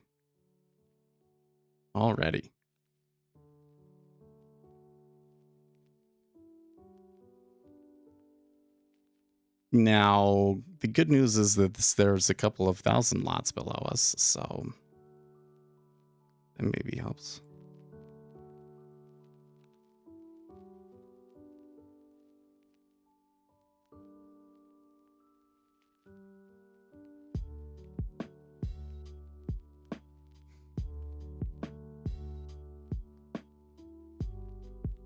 I insist.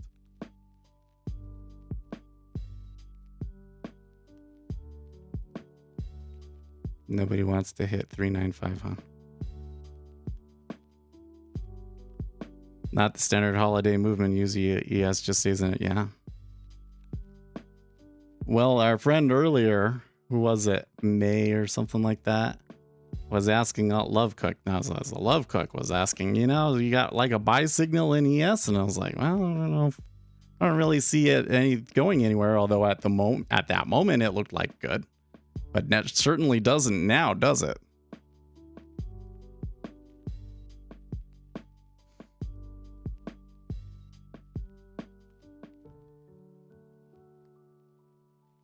No, you're not. I'm not going to come back down. You're going to have to give me something for it. You give me 10 points for putting my capital at risk like that.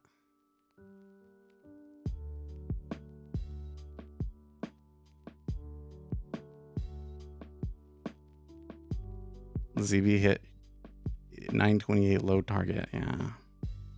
It sounds like that the long end of the curve is getting hammered the hardest. Although that's not what I'm seeing in the spreads. The UK 30 years are getting hit hard. But the US bonds apparently are getting primarily the 5 years going down faster. I'm having a lot of brain farts today where it's like I'm almost like completely lose what the word I was looking for. I have to pause completely.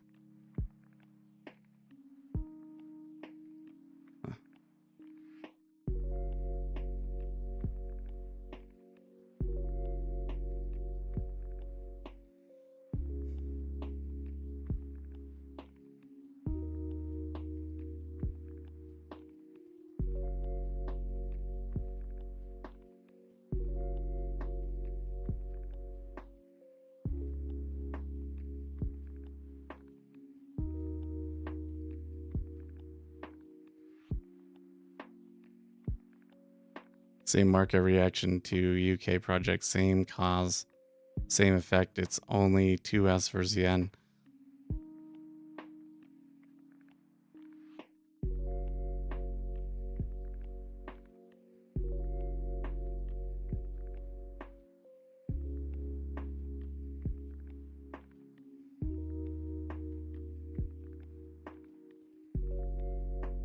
I would think that would cause more more flight from European stuff over into US stuff, but good thing I'm not trading Euro USD, right?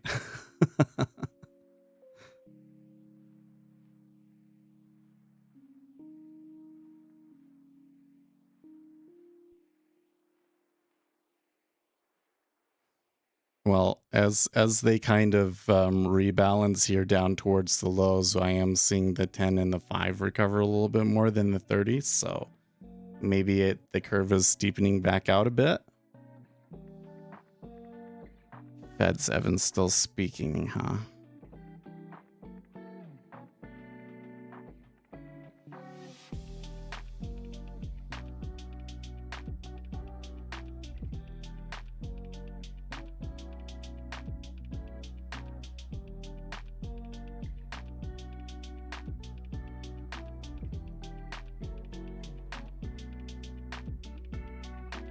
Yes, someone's sitting on 36.25. Don't see it. So there's just some iceberging there or something.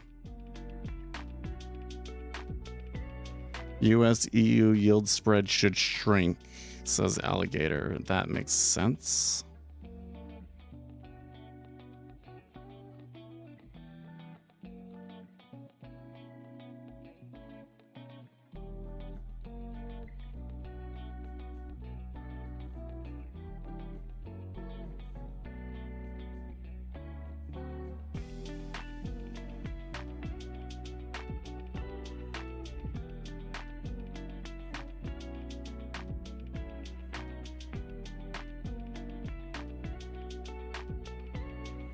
They are recovering. I mean, this is again like what I was saying, right?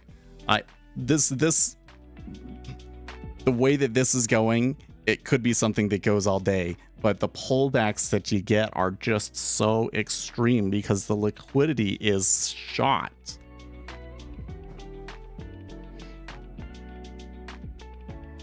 I mean, look at what you got going on here in the micro yields. It's almost like a 50 basis. It's almost like a 5 basis point spread. Although just know that these bids are bullshit. Those bids are bullshit.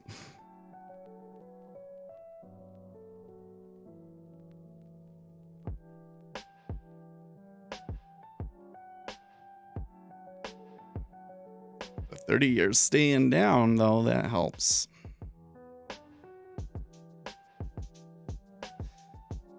Evans, even a 4.4 increase in unemployment would represent a significant loss of employment. What? That doesn't make any sense. Okay, whatever.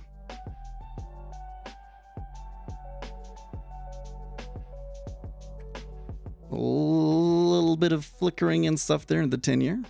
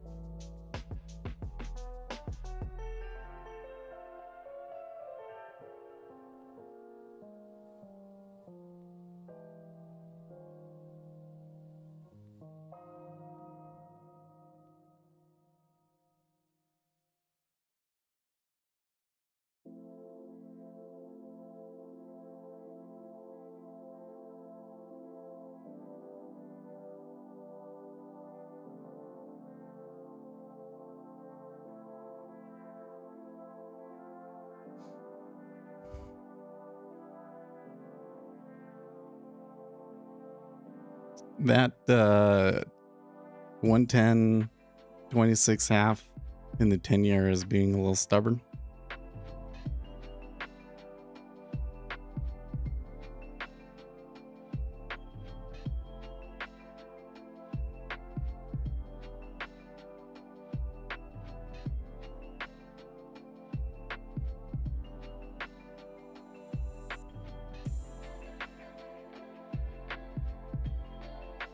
So it'll tick down 27. They'll even put a decent offer there, but they're not getting anybody at 26 half to pull, and they're not getting anybody to hit it. Sellers exhausted? I don't know. I'm not sure I'm the one with the balls to reverse it here. Right?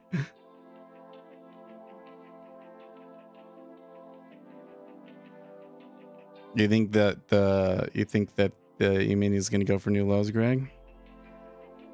I heard the news on my news squawk and on Twitter. Use Financial Juice for my news squawk. The video have an affiliate link in the video description. 27 went bid.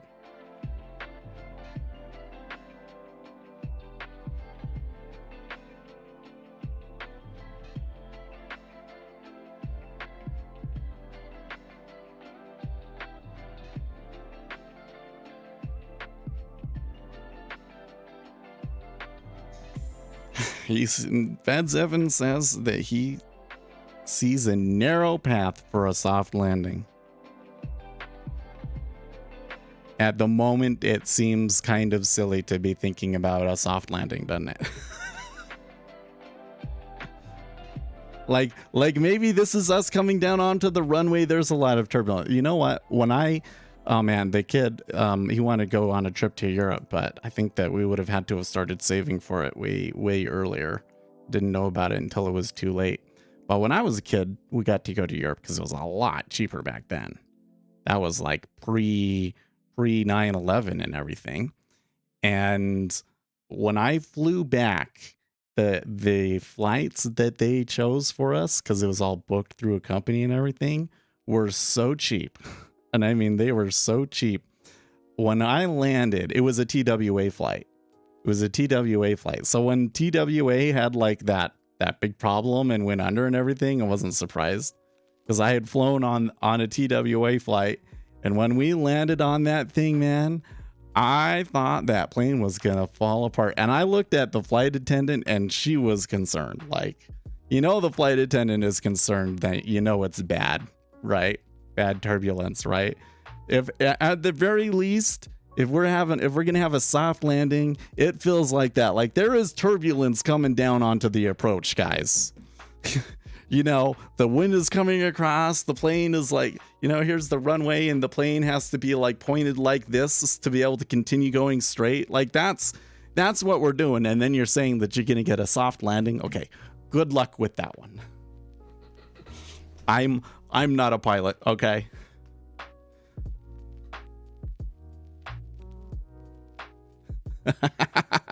Put a market order on the 30. Well, what we should be doing, what I should be doing if I was really willing to put more risk on it, and because this is such a crazy market, I'm not going to put too at risk. But what I would do is start bidding it up, right? Because we know that this basically this bid right here at 3.958 or whatever is probably the accurate one, right? So you might be able to bring the spread in. But the thing is I was bringing the spread in and they hit me, which is like, okay. But not presumably, but something that can help is if you bid it up, right? Then they're more likely to hit into you, essentially, if there's somebody else on the bid side bidding it up. Right. But if we were to like organize a trade and I'd say, oh, you hit into me this time to let me out, and then next time I'll do it for you or something, do we get in trouble for that? See, you can't do that. And the thing is that I'm holding out an offer here that is well below what the other market maker wants to put. and it's well in the money. So I'm not going to panic about it too much at the moment.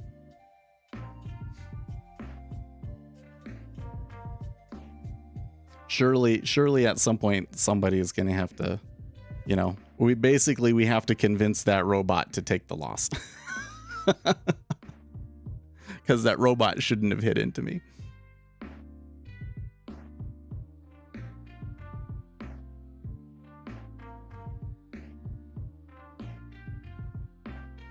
Look, how much is it? Yeah, their bids are like completely gone. There's no bid.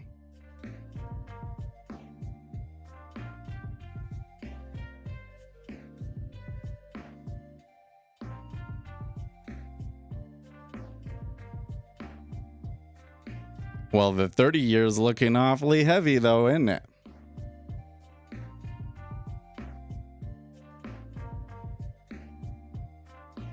Wow, you took a round trip all the way from Berlin, New York, Bogota, Houston, Frankfurt for 450 pounds. That's a good deal. I don't think that I could get that. Even so, I don't have to pay to fly, but I do have to pay the landing taxes if I go overseas. And I don't think that I could do it cheaper than that, even with only paying the landing tax. That's crazy.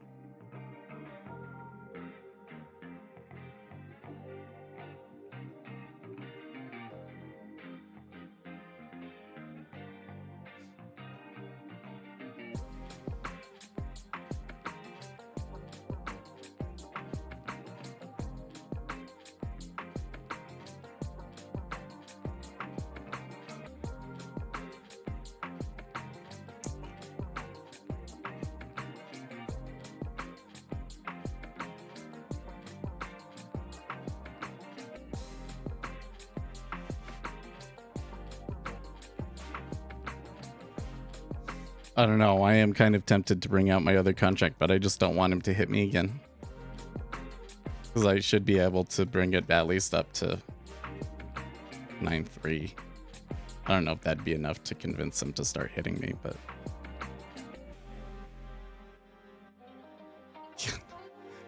Okay, Feds Evans says that the current market episode reminds him of September 2018. That is not very comforting to me, because I remember September 2018 and it was kind of nasty. It was kind of nasty.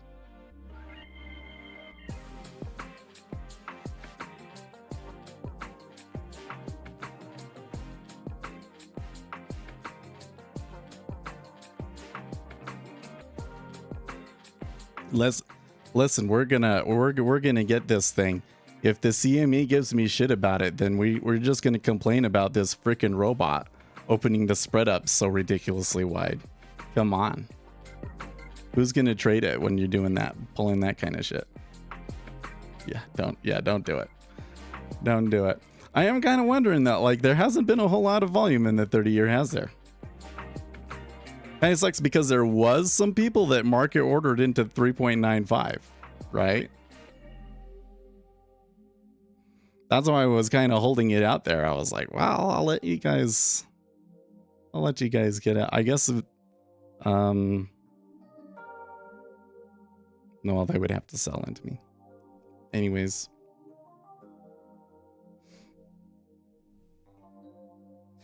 Joseph Wing, there is a central bank put on bond prices as declines in the price of these perceived safe assets will lead to the insolvency of the financial system. This post describes the problem and suggests a pause in the real endless spend sell-off is close. Close. Could be. Well, sure doesn't look like it this morning, though, does it? I guess I need to come in here. Oh, now you're going to try and outbid me, huh?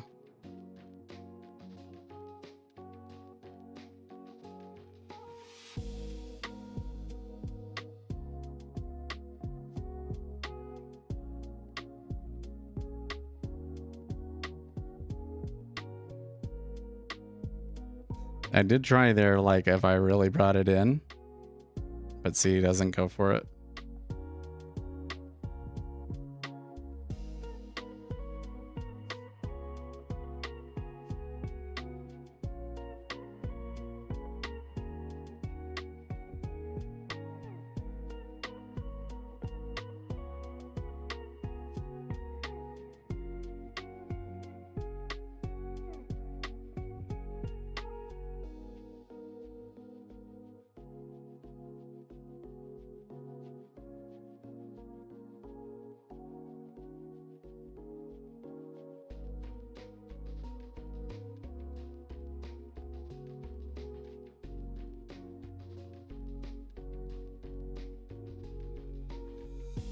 Well, that's not helpful.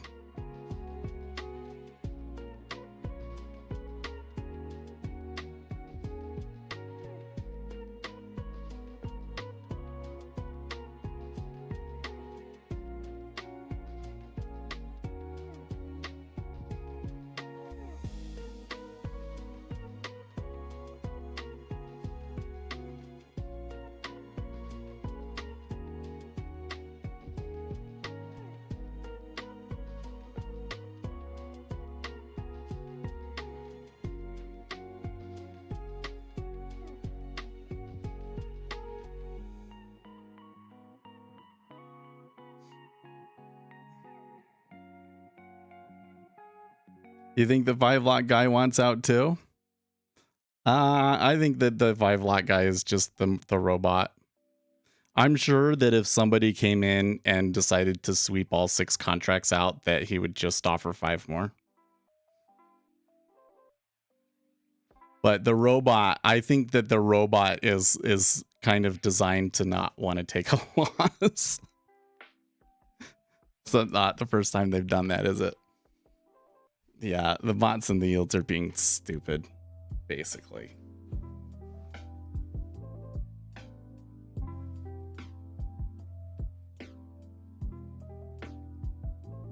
Okay, new Bloomberg story.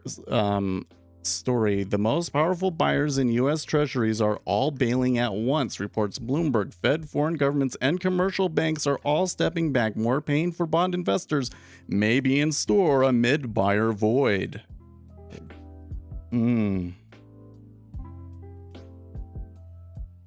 It is stressful, I think. Because it's just like at least one person would, here's the thing that's crazy about it, right? Is that the 30-year yield is the one that's getting hammered right now. But nobody wants to trade the micro 30s, apparently. So that's the illiquidity risk. That's the risk that I took when I did it. I knew what I was doing. So we'll just we'll hang on here, and what happens happens. This is, I think, kind of a fun situation. I think that I should that it's okay.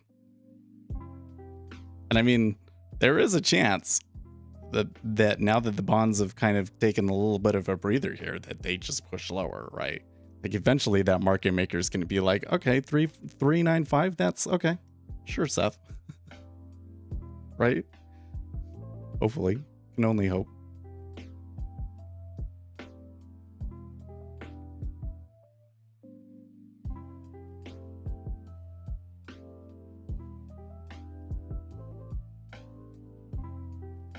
Because like we were saying, it's not, I don't really see anything coming in unless some central bank comes in and like steps in here in the next 30 minutes. Oh, you know, it's time for me to get going. So I guess you guys won't get to see what happens to it. But yeah. I gotta get going, guys. I will see you tomorrow. In the meantime, stay excellent, team.